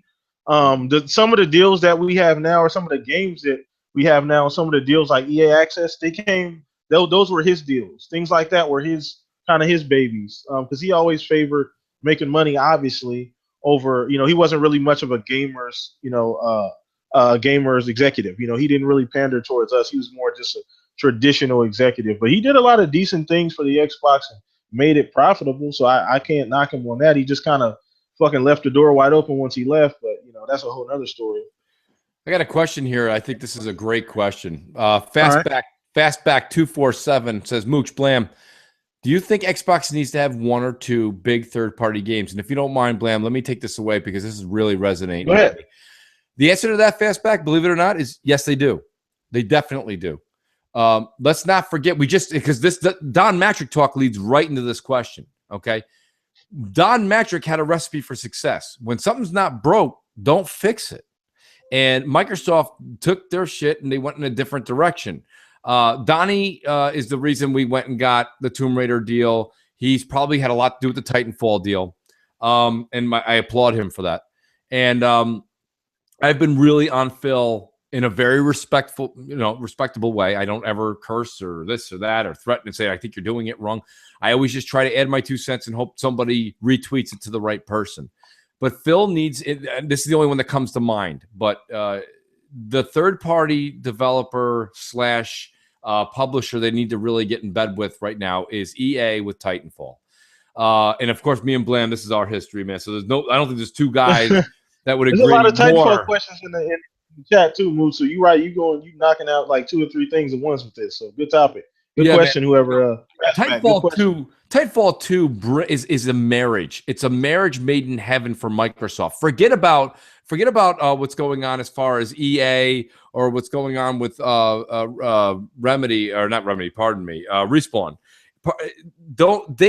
they don't even understand what they have. They've got Microsoft by the balls. They should use this. Microsoft wants to marry Windows 10 and Xbox One. How better than this type of fighter, this type of FPS? How better can you get? How much better have we already, the amazing silkiness that there is with the wall running, the shooting, the mechanics, everything is just so beautiful at Respawn. So now, smooth, now put the cloud computing into it, Blam, where when now I could take a Titan, blast a wall off, and then you as a pilot running up on the wall, cringe, hold on, grab this thing I just blew to smithereens, and now you leap up on one like last piece of crevice of the wall and then jump up on top of my time. Like, it just changes the dynamic. This game becomes something that we've all never played. And let me just say this, when you're gonna cut a check for 50 million, 75 million, 100 million dollars, okay, for exclusive rights to a game, that game better be a household name. Because if it's not, and Microsoft really were ballsy when they took Tomb Raider 2, but we'll get Titanfall. Nobody knew what Titanfall was. It was a new IP. Now you've got 32 million PlayStation 4 owners. Let's say maybe 18 million don't have an Xbox One. You know, most of us buy both. But let's say 18. That's a household name. They're sitting there drooling for Titanfall 2. If anything, just for war against the Xbox guys to say, look, we got it too now. Phil Spencer walks out with Peter Moore. They both shake hands, and they're like, they don't even say anything. Nothing else. They both walk out in the middle, shake hands, look out. In their minds, they go 1, 2, 3, and they both like point up to the screen. They go, Titanfall 2. Bang. I mean, honestly, E3 can shut down. Close it up, roll everything up, that would be the lights, get that last thing of popcorn, and get the fuck out of here because it's over. And honestly, it really is on EA because the ball's in EA's court. They're running everything. I don't even think Respawn has say so. I don't think even Respawn had to say so on them going exclusive the first time around. Because I believe when they asked Vincent Pella about it, I believe he mentioned it was kind of EA's deal. So with EA really being the parent in this whole situation, I think that if that was to happen, I mean, Titanfall 2 with, like you said, cloud computing, with just what they learned from the first one. Because it did have some issues. There was some glaring issues. That's why not as many people jumped to the game as probably they were expecting because there were some, issues, but them learning from the issues, the cloud computing, I could see that game being like incredibly, incredibly good and doing incredibly well. And like you said, if that was to happen on stage at E3, I mean, I think it's less than likely to happen because the same reason I'm praising EA, the same reason I'm going to say that they want their damn game on as many systems as possible. They put Titanfall on a damn, Blam, let's play a little Q&A, me and you. Let's play a little Q&A, me and you. They want to have it on as many consoles as possible. Is that what you just said? Yeah. But why? Yeah. Make money, right? I'm just making money. I'm just saying, like, if Microsoft pays them $100 million to say I want it back again, they're going to get the 10 million people plus that they already have because 10 million people bought Titanfall 1. They're going to have those 10 million plus more, plus a guaranteed 100 million. Don't you ever see a superstar in baseball? Look at Robinson Cano, second baseman for the New York Yankees, wins a championship ring with them, takes a mega deal, guaranteed 140 million, 130 million dollars with the Seattle Mariners, where you'll never win again. Why?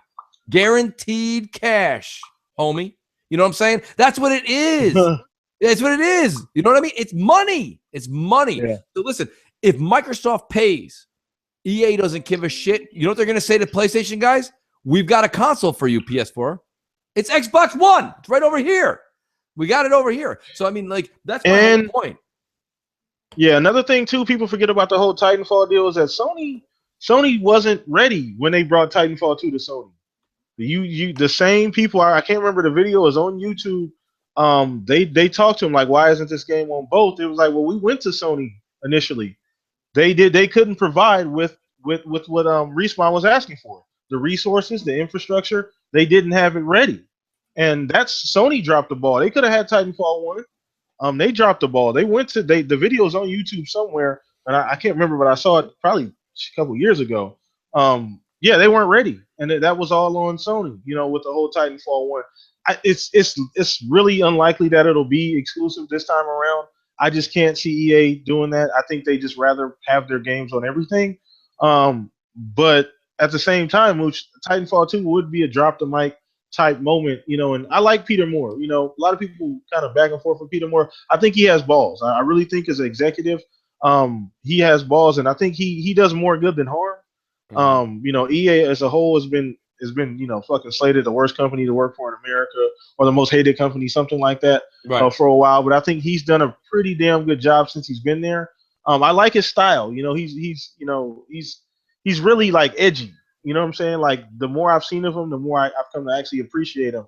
Really edgy. I like his style. He's always cut and dry. So I can't really see it happening, honestly. And this is just, I mean, if it did, that'd be huge, though, in my opinion.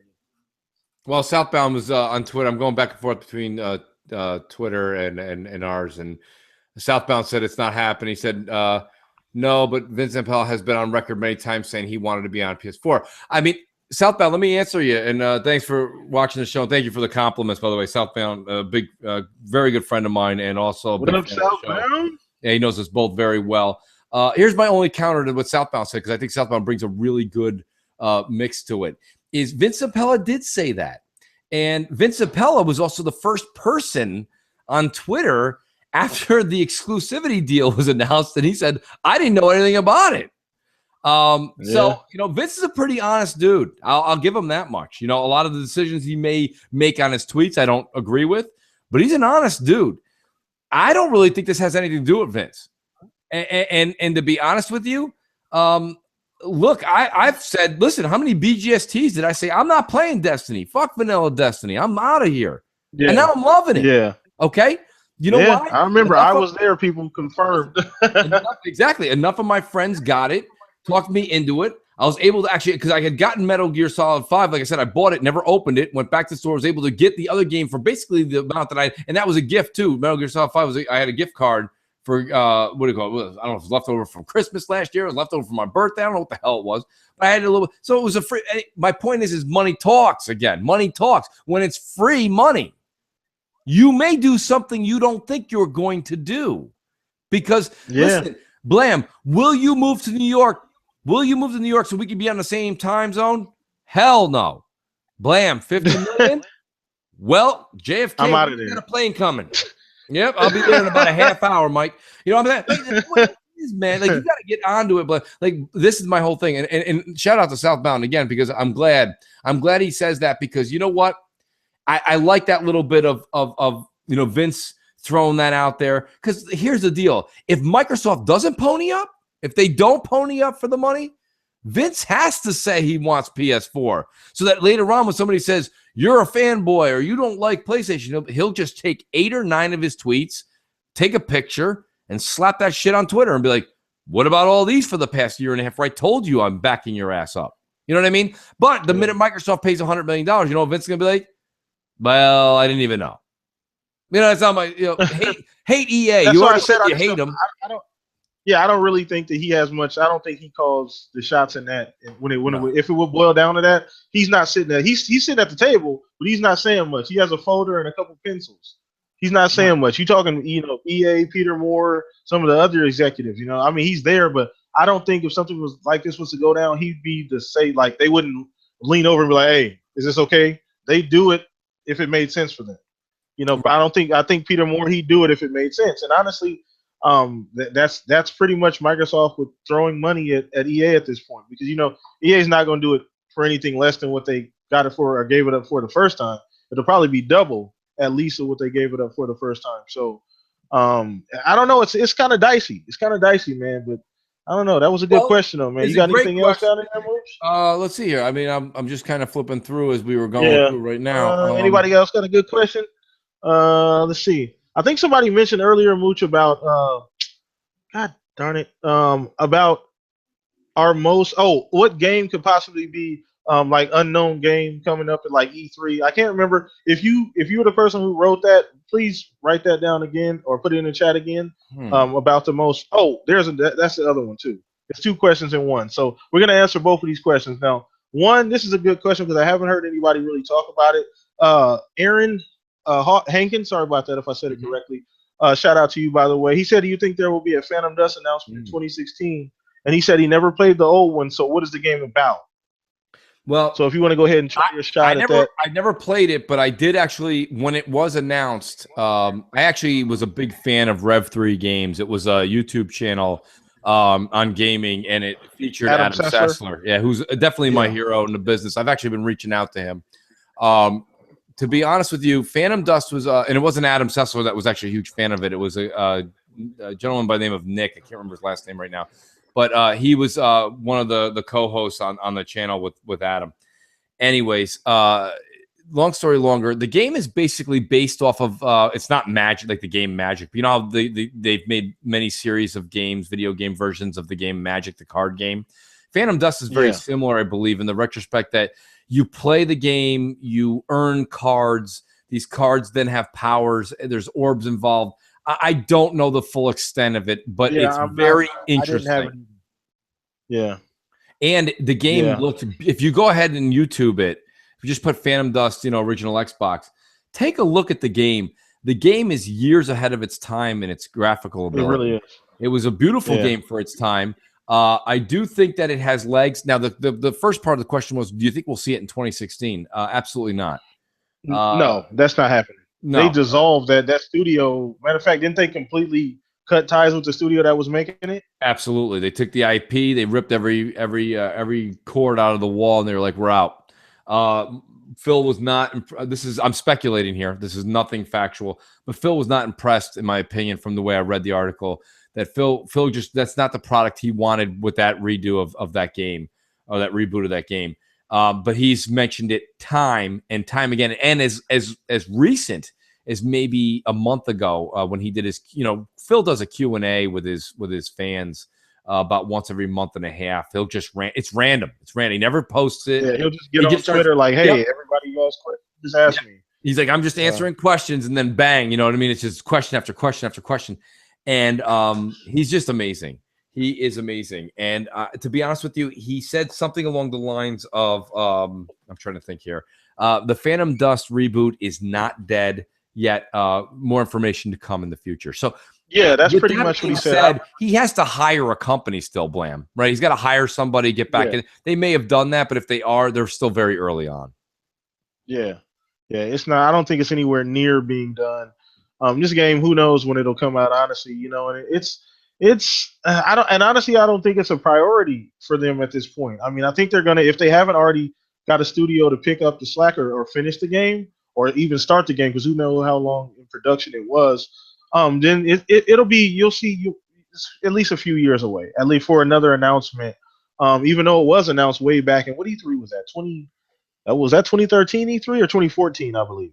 When they 2014 E3, I think. When they made it's 2014 when they showed the little trailer and the whole Phantom Dust thing. Yeah, so I didn't have the game. I've never played it, but I have, like, when I found out about it, I did go to YouTube, look at some videos. It looked like the concept was ahead of its time, and everybody I know that actually had played the game and are big fans of it, like, think it's ahead of its time. So I just hope they do justice with the franchise, and I hope they do it in a good way, because like Mooch said, I don't really think Phil was too happy with the way the game was looking, the direction it was going in.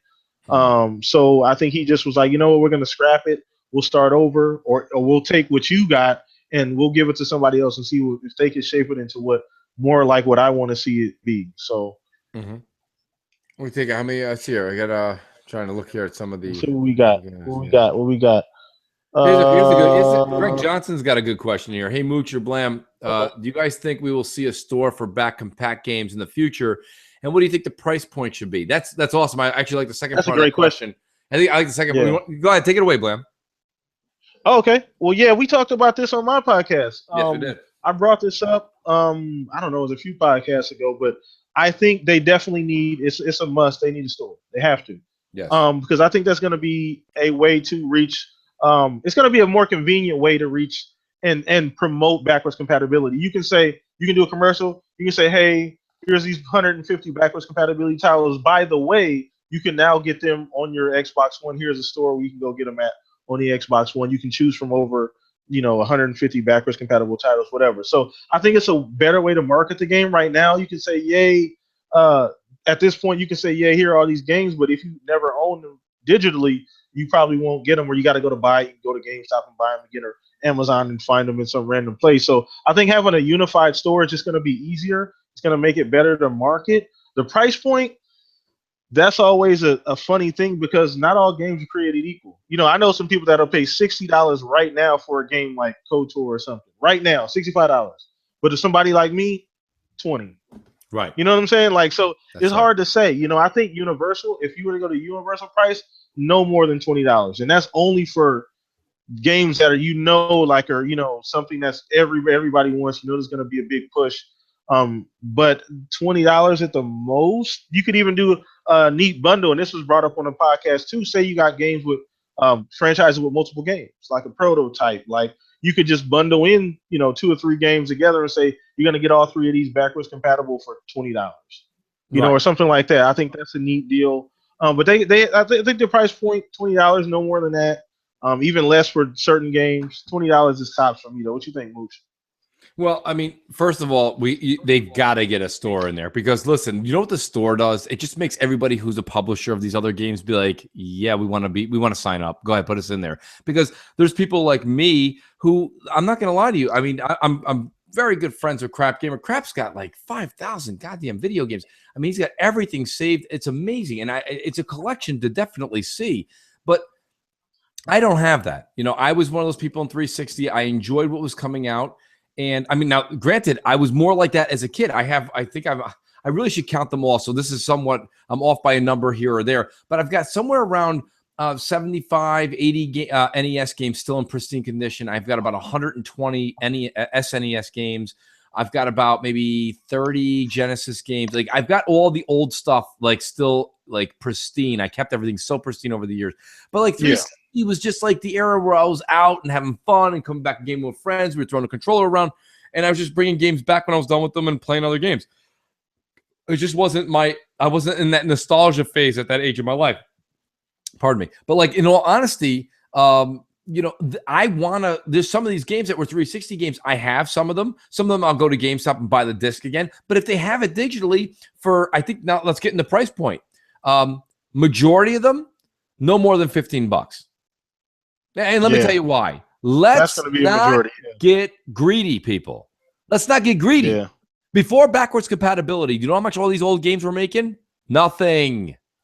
Zero. So, you know what I mean? And a lot of you can go on Amazon right now and get them for less than $5. That's my point. So, PTK, do me a favor. If you inherit your great-grandfather's house, an old Victorian, and the house needs a lot of work and this and that, and you're like, dude, this is a Victorian, Mooch. Don't put this on the market for less than $350,000. I'll be BLAM. This house needs a lot of work. Take $200 and get the hell out of here. At that point, that's found money. You didn't buy that house. You got that house. It needs the work put into it. My point with this is, don't get greedy. Sony's greedy. I just went to the store the other day. The other goddamn day, BLAM. And I went to go because I bought I own The Last of Us for PS3. I traded it in when I got rid of the PS3s. What good does it do me? I don't have it no more. So I got rid of it, but I love The Last of Us. I beat the game twice, and I played the multiplayer forever. I thought it was a great game. I really do. I always say that. I'm always on record. I think The Last of Us and Uncharted are great games. I went and I said, you know what? I got a PS4 just fucking collecting dust. Let me play a game that I really enjoyed to play. They had the balls. The game is still $49 or $59. I think it was $59.99. They had a $10 tag on it. Sony's gouging with their old shit. Microsoft, tell your other publishers, tell these other people, the Rocksteadies, the Rockstars, the BioWares, tell these people, say, listen, guys, here's what I'm going to do for you. We're going to make a store that's insane, and I'm going to have all your games on it, and we're not going over $15. You know why? Because nobody's bought your game since 2008. Okay?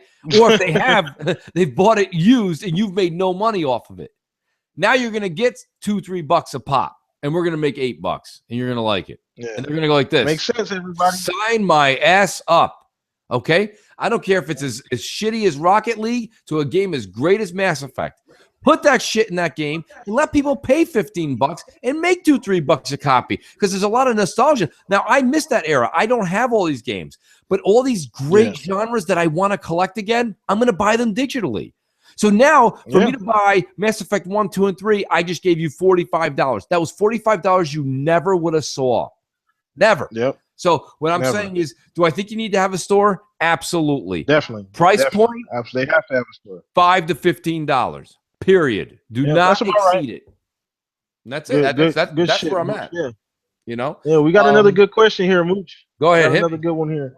From Kurt Johnson. I know Kurt, always a good guy, man. Kurt, what up, Kurt? He said, do you think, BLAM, do you think Xbox Slim will be more powerful than the current Xbox One with an elite controller? So I'm going to go ahead and let you run with this one first, Mooch. Okay, so he said if we get a Slim?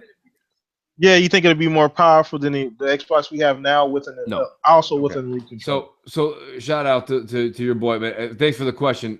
No, it's not. You can't do that. The main reason we all clamor to the console is because when you put the disc in or you buy the game digitally, you know that the guy that has the Xbox next door to you has the same specs. He's looking at what you look at. I don't care if you have a 1080p TV, a 720p TV, or a 4K TV. The game looks pretty much the same. It may look crisper, but that's not the game. That's just your television. You know what I mean? So the game is the same. You can't ask the guy next door to you to have a shittier console than you when you put the disc in. All of a sudden, listen, it's just an inferior product. So, no, it won't be stronger. Will it have a bigger hard drive? Yes.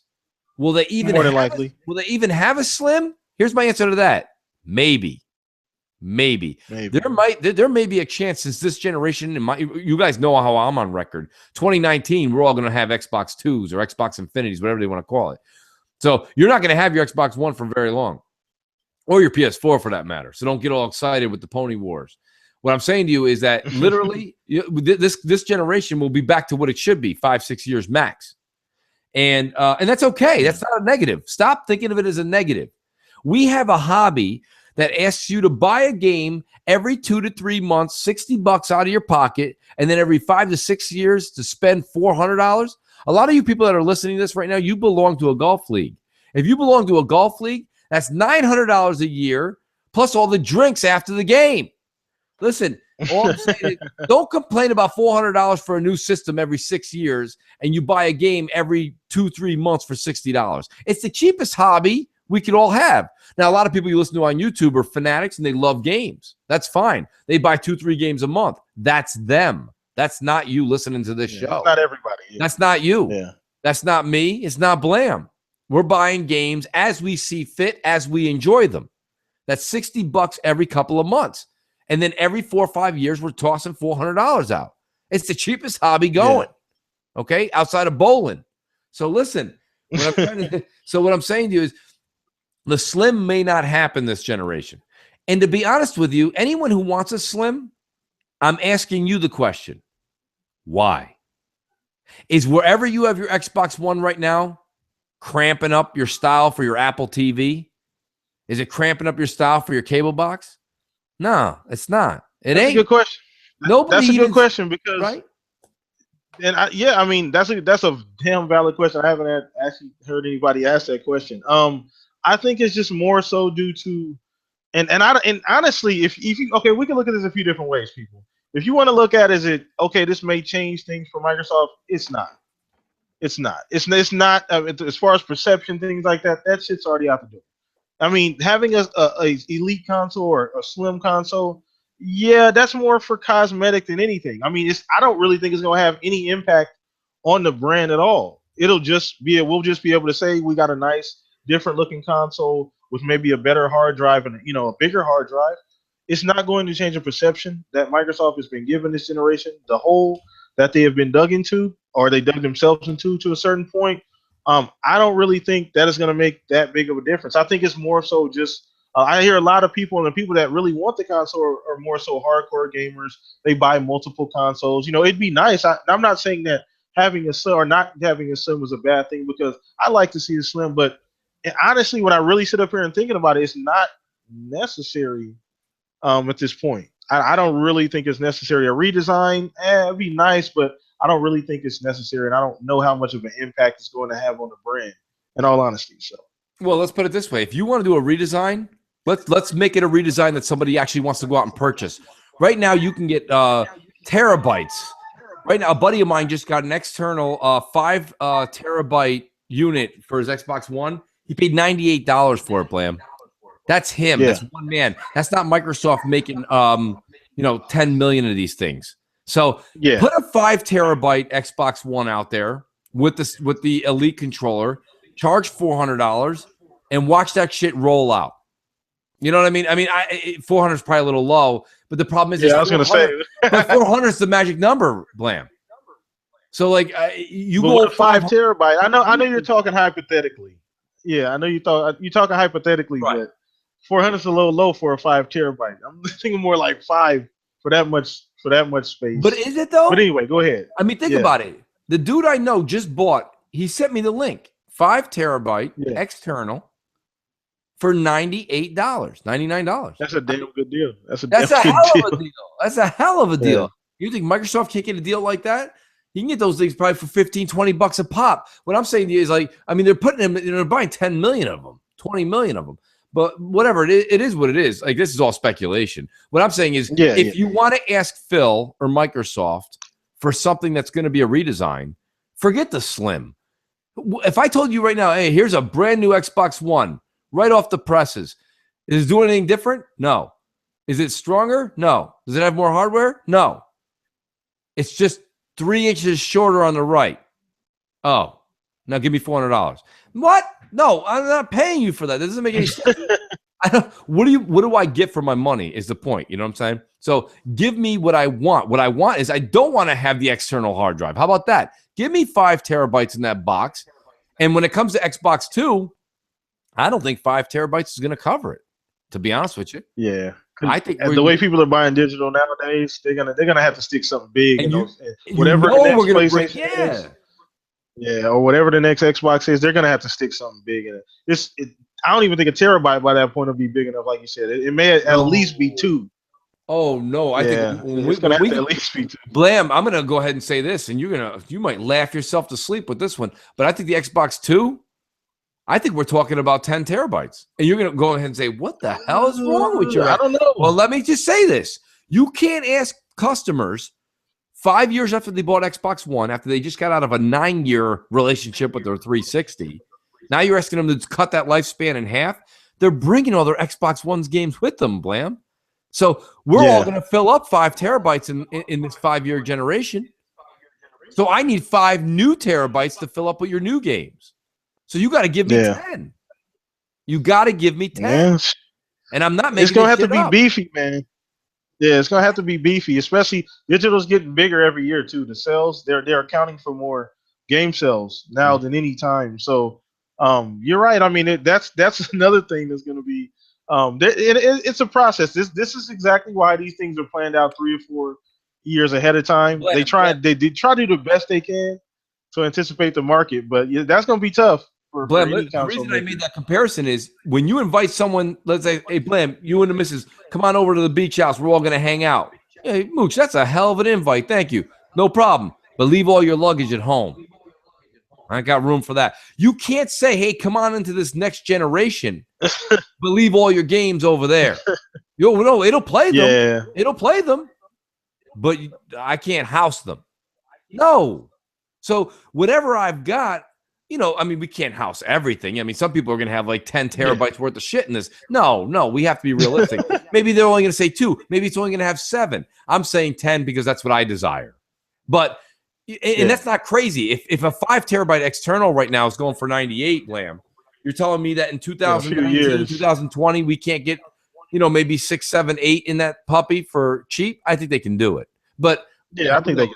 Yeah. Time will tell. Do we got another question? We do one more question. We'll call it Blam. Or do you want to do? Yeah. Sure, world. Let's grab 2. One for you get one, and I'll get one, and then we'll call it. All right. Let's see. I'm looking through. Anybody got some questions?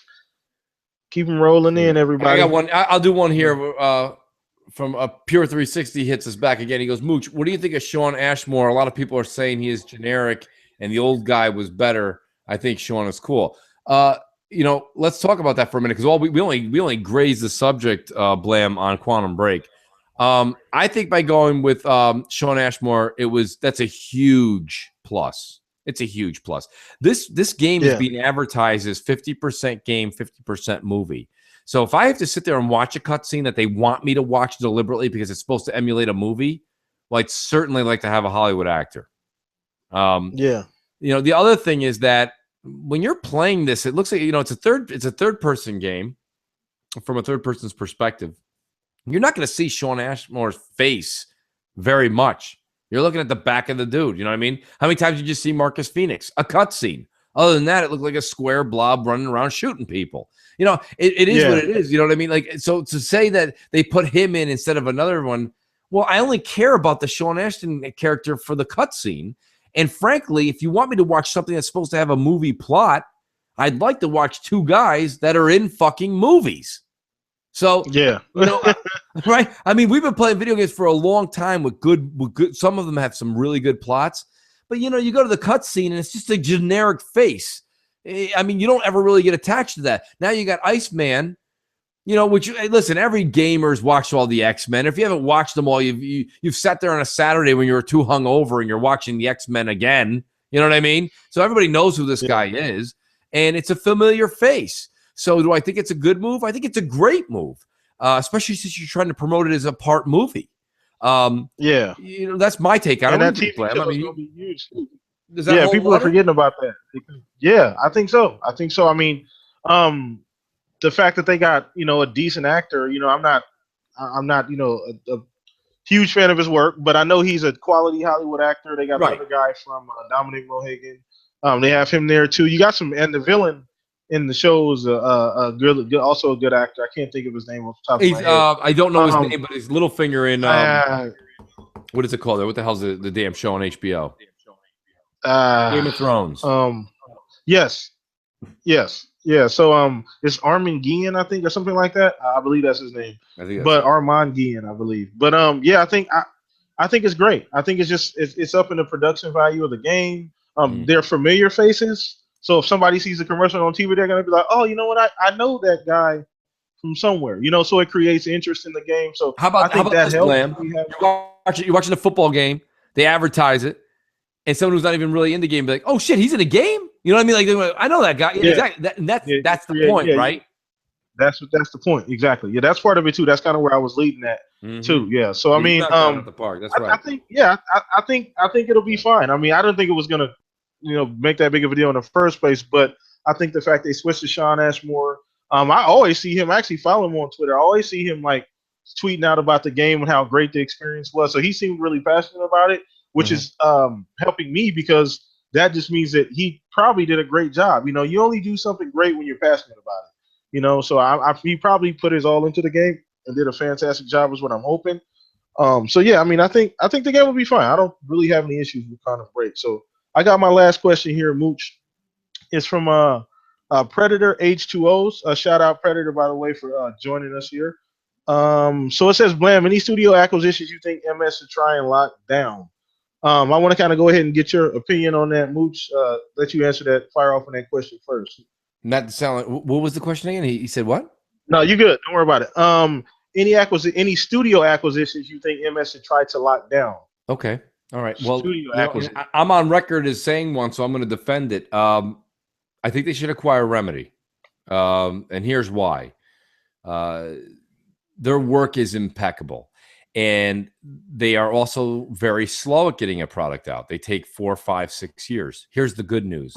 Microsoft is acquiring, buying, and they have or starting up so many first party under Phil Spencer that absorbing somebody like Remedy, and I don't want them to add one person to their staff. Leave Remedy alone. Buy them and leave them alone. I believe whoever was one of the corporate CEOs of the company has either stepped down or been bought out on positive terms, I believe. And Sam Lake has taken a step forward in the position. And he's either CEO or COO. I don't know what he's actually now, but he's also one of the lead programmers and developers. That's a company that just keeps putting out quality games. Alan Wake. A lot of people have been asking in the questions, do you think Alan Wake 2 is going to be coming? Absolutely. I think Alan Wake 2 will be coming. I think it will also be Xbox exclusive. It's just something that's just prone to the brand. Remedy is just one of those class acts that, I mean, Quantum Break is gonna it's gonna just change the way we look at third person shooters all over again. So my hat goes off to them before I even buy the product. I have so much faith in people like Sam Lake, and just when you watch these people, whenever you watch somebody debate or present, you already know before they show the product on screen. The minute they get up there, the first 5 minutes where they're doing an intro, you already know. You're like, this shit's gonna be good. You know what I mean? This shit is gonna be good. So I guess my answer is Remedy in short, but it's to say let Microsoft absorb them, leave them alone, let them do what they do, let them be creative. And under Phil Spencer's realm, that would happen. Phil would never interfere with them. Oh, definitely. And they would make Phil. They would make Phil a lot of money. So I mean, that's my answer. What do you think, Blam?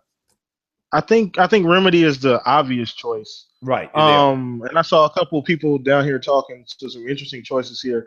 One, I think they definitely earned it, and I really feel like, and it was mentioned down here in the comment section. I don't remember by who, but is Moon Studios.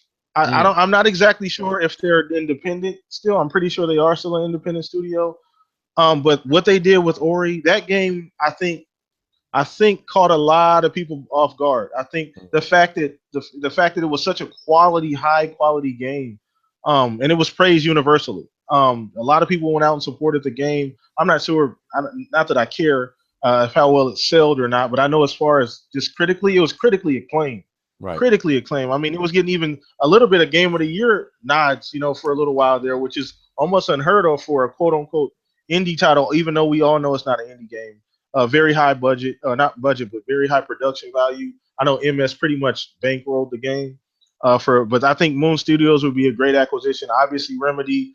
I'd like to see them grab a couple games from people like Sega, Konami. Obviously, since they're not even trying to make video games anymore. I'm not saying dig up old games. I'd like to see them get creative, possibly with some old IPs. Maybe give them a full reboot. It's really not too many studios out there that I think they should just, go ahead and buy. Remedy would be the most obvious one, though, as far as being and makes the most sense. Yeah. What they're doing with Quantum Break, the fact that they've always been, Alan Wake was a cult has a cult following I don't know about a huge following, but it definitely has a cult following and a big enough following.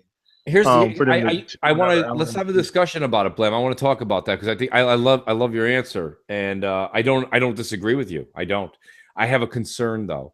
My concern with Moon Studios is the same thing I had a concern with when they picked up, and my concern may be relieved very soon when they picked up Undead Labs, the people who made oh God, here help me, that survival. Oh, they made State of Decay. State of Decay. Thank you. So if they come out and they're rumored to make a game called Class 4, which is basically going to be like a Left 4 Dead, but with their spin on it. If they acquire that, if that ends up being something great where they didn't acquire Undead Labs, but they signed them basically exclusively for a very long time. If that ends up working out, that's great. Ori is a top tier double A, if you will. If someone wants to say top tier indie, double A, however you want to classify them, I'll agree to anything you say. I loved Ori. Ori was one of the greatest games I played this year. But if you're going to see Microsoft open up the checkbook, I'd like to see them buy something just a little bit more substantial because as good as Ori was, we know that company's probably, their second game's probably not going to be a console seller because they would need a lot of Microsoft help. Whoever they buy, I want them to leave them alone. I want them to let their creative genes flow. And Moon Studios has the talent. But if you buy Moon Studios and you want them to do something and step it up to the next level, they need manpower.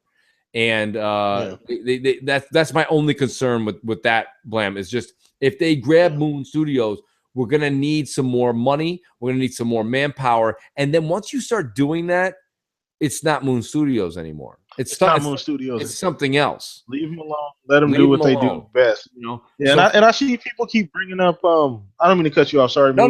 People keep bringing up BioWare, but BioWare I thought was already. Doesn't Activision own BioWare? Is it Activision or is it EA? EA. Somebody will say, let me know down in the comments. I believe BioWare is already. Microsoft had a chance to buy BioWare Yes, they back did. when Mattrick was running the show, and he passed on it. Yes. That's a little known fact, I guess. He had an opportunity to throw his hat in there, throw a bid in for BioWare, and he didn't pass. He passed on the deal. So that's Right. one deal that I think kind of went back and bite him in the ass. You talk about, Mass Effect obviously being exclusive. That's huge. Games like Dragon Age Inquisition, those type of games, and that was, I think, one of his many blunders. But I think BioWare is already. They already did. Yeah, EA owns BioWare, so there's no chance of BioWare being bought at this point. You'd have to be. You talking about bees if you want to purchase BioWare. You'd have to throw not Minecraft money, but and that's another thing too, Mooch. I think that was probably the biggest acquisition of anything thus far this generation. Them Absolutely. purchasing Mojang. Mojang On and any, yeah. Well, Mojang and Havoc, because and Havoc. And it's funny, as far as like a game studio. Oh yeah, like yeah. A developer. Yeah, Mojang was huge. That's huge. I've heard they've already almost made their money back. I mean, I think that's slightly embellished, but they've made a lot of money. And all it would take, if Microsoft really wants to, like they say, like cut the balls, you take Xbox 2 and you launch that shit with Halo 6 and Minecraft 2 exclusive to the Xbox One, Sony wouldn't be able to catch up the entire generation. Well, you understand? I mean, that's the power Minecraft has. No, I understand that, but Minecraft should never be exclusive. I think Minecraft is something that I said launch exclusive. You mean like have it for a little while? Just on Minecraft 2 to the PS5 1 year later. Oh, okay. Kind of like what they did with Minecraft with the original one. It was on 360 for a while before it came to PS3. Yes. Yeah. I don't know. I think Microsoft would get ripped for doing that, for even trying to do that. That community pretty much supports itself. I think it'd be more harmful if they even attempted to do it, even if it was time. Like, I think people are so used to it being on everything at this point. There's no way you could go back and say, okay, we're going to have it for a year on our console. I mean, I just think they would catch too much backlash from that. People would be pretty pissed off with that. I mean, it's nothing anybody could do, but I just think Microsoft, I think they even came out and said they're kind of going to leave that to its own devices. They know Minecraft prints money. It's the new Legos. Like, it supports that you don't have to do anything, That's it. You said it yourself. Would they get a little backlash? Yeah, they will. But guess who's not going to backlash? The consumer. They're going to go buy it. The backlash is going to come from the gaming media. The people that already hate Microsoft. At this point, Microsoft just laughs at the gaming media. No matter what they do, something positive, they hate it. Something negative, they hate it. So you might as well just do whatever the hell. If you're damned if you do, you're damned if you don't. When you get to a certain point in your life, whether it be in your career, at home, whatever, your friends, if they all just hate you, you just start doing you. You don't care anymore. You know what I mean? Yeah. So, like, who gives a shit what the media is going to say? If you put Minecraft 2 exclusively on a box, that box will sell. And then you just say, listen, it will come out. You don't say 1 year from now. Eventually, it'll be on PS4 or PS5. You want to hold out? Hold out. If not, we have a console for you. It's Xbox 2. You know what I mean? Like, it is what it is. And they got to make their money. They got to make their money back on it. And that's just kind of how I see it. They damn near have already. Absolutely. I don't think it's and now it's going to the Wii. It's going to the Wii U. Yeah. Which I think a perfect fit for a game like Minecraft. So it has the fan base. Yeah. You have the fan base, but you also have the Wii U tablet, Blam. The Wii U tablet was built for that shit. That's why the iOS version does it. The mobile Minecraft is huge because you want to touch the screen and build. Yeah. So it's built for that. I think with that, Blam, we're going to, me and you, it's funny because Blam always likes to do I said we do a quick one. So on my channel, I guess a quick is an hour and 40 minutes. I want to thank everybody for coming. I want to thank my co-host tonight, PTK Blam. Like I said, very good friend of mine from the gaming community. Me and him both started our channels up at the same time a very short time ago. And, we've got great subscribers, great fans, great followers. And like I say, I'll throw this invite out. You ever see us on, jump into the conversation with us on Xbox Live, man, because there's always something to talk about. The audience is already saying great show. So thank you very much. I applaud that. Blam, how about you got a plug, Blam, or you want anything coming up on the channel we should know about? Just some regular videos. I made a video about 2 days ago, just kind of giving the channel update on some of the things I'm doing. I want to go ahead and give a couple shout outs though. Shout outs my little bro, Elite Gamer. I know he was in here for a little bit, but shout outs. I know he stayed down. So Elite Gamer, want to give a big shout out to him. I did let everybody know I am looking for another co-host of the Shop podcast. So anybody who possibly made me interested in joining the podcast, hit me up on Twitter, hit me up on my YouTube page. I mean, I can't get everybody, obviously, but I'm still looking right now for somebody. I haven't, made the announcement as far as who. So anybody that possibly ever wanted to do a podcast, or you just feel like you'd be good at it, just hit me up on Twitter, man. Let me know. We'll talk, and who knows, you may be the next co-host of the Shop podcast. But as I say, I appreciate everybody coming out. I appreciate the support for me and Mooch's channel. Mooch is like a brother to me. I don't give a fuck what nobody say about him. He's always been a good dude for me, and I appreciate every time. He's always supported me too. Like he said, we started our channels at the same time. So appreciate him. He's like family. So I appreciate you guys coming out also. Thank you very much, man. That's a great compliment. This was a great first episode of Q&A with Mooch and Blam. I can definitely see from the rates and reviews already that we might have to do this again. Blam seemed to be a big hit. Yeah. And honestly, everybody, this was the last spur of the moment thing. Me and Mooch didn't really have much time to get this together. I hit him up, and he was like, "Sure, I'll do it." And we just kind of ran with it from there. It's like 2 days in the making. So it was, and it was 2 days ago. We talked about it, and then it was 25 minutes before we hit start broadcast that we actually re-collaborated everything. So listen, I'll just call that pure talent, folks. That's pure talent when you can just get up there and improv. But it is what it is, man. Q&A with Mooch and Blam. I can see part 2 coming after the holidays, so we get a little a different perspective after the Christmas season goes by. New articles will come out, new information on what's happened with sales and the 2 consoles. But thank you, everybody. And Crossfire Podcast should be Monday evening, 6 p.m. Eastern.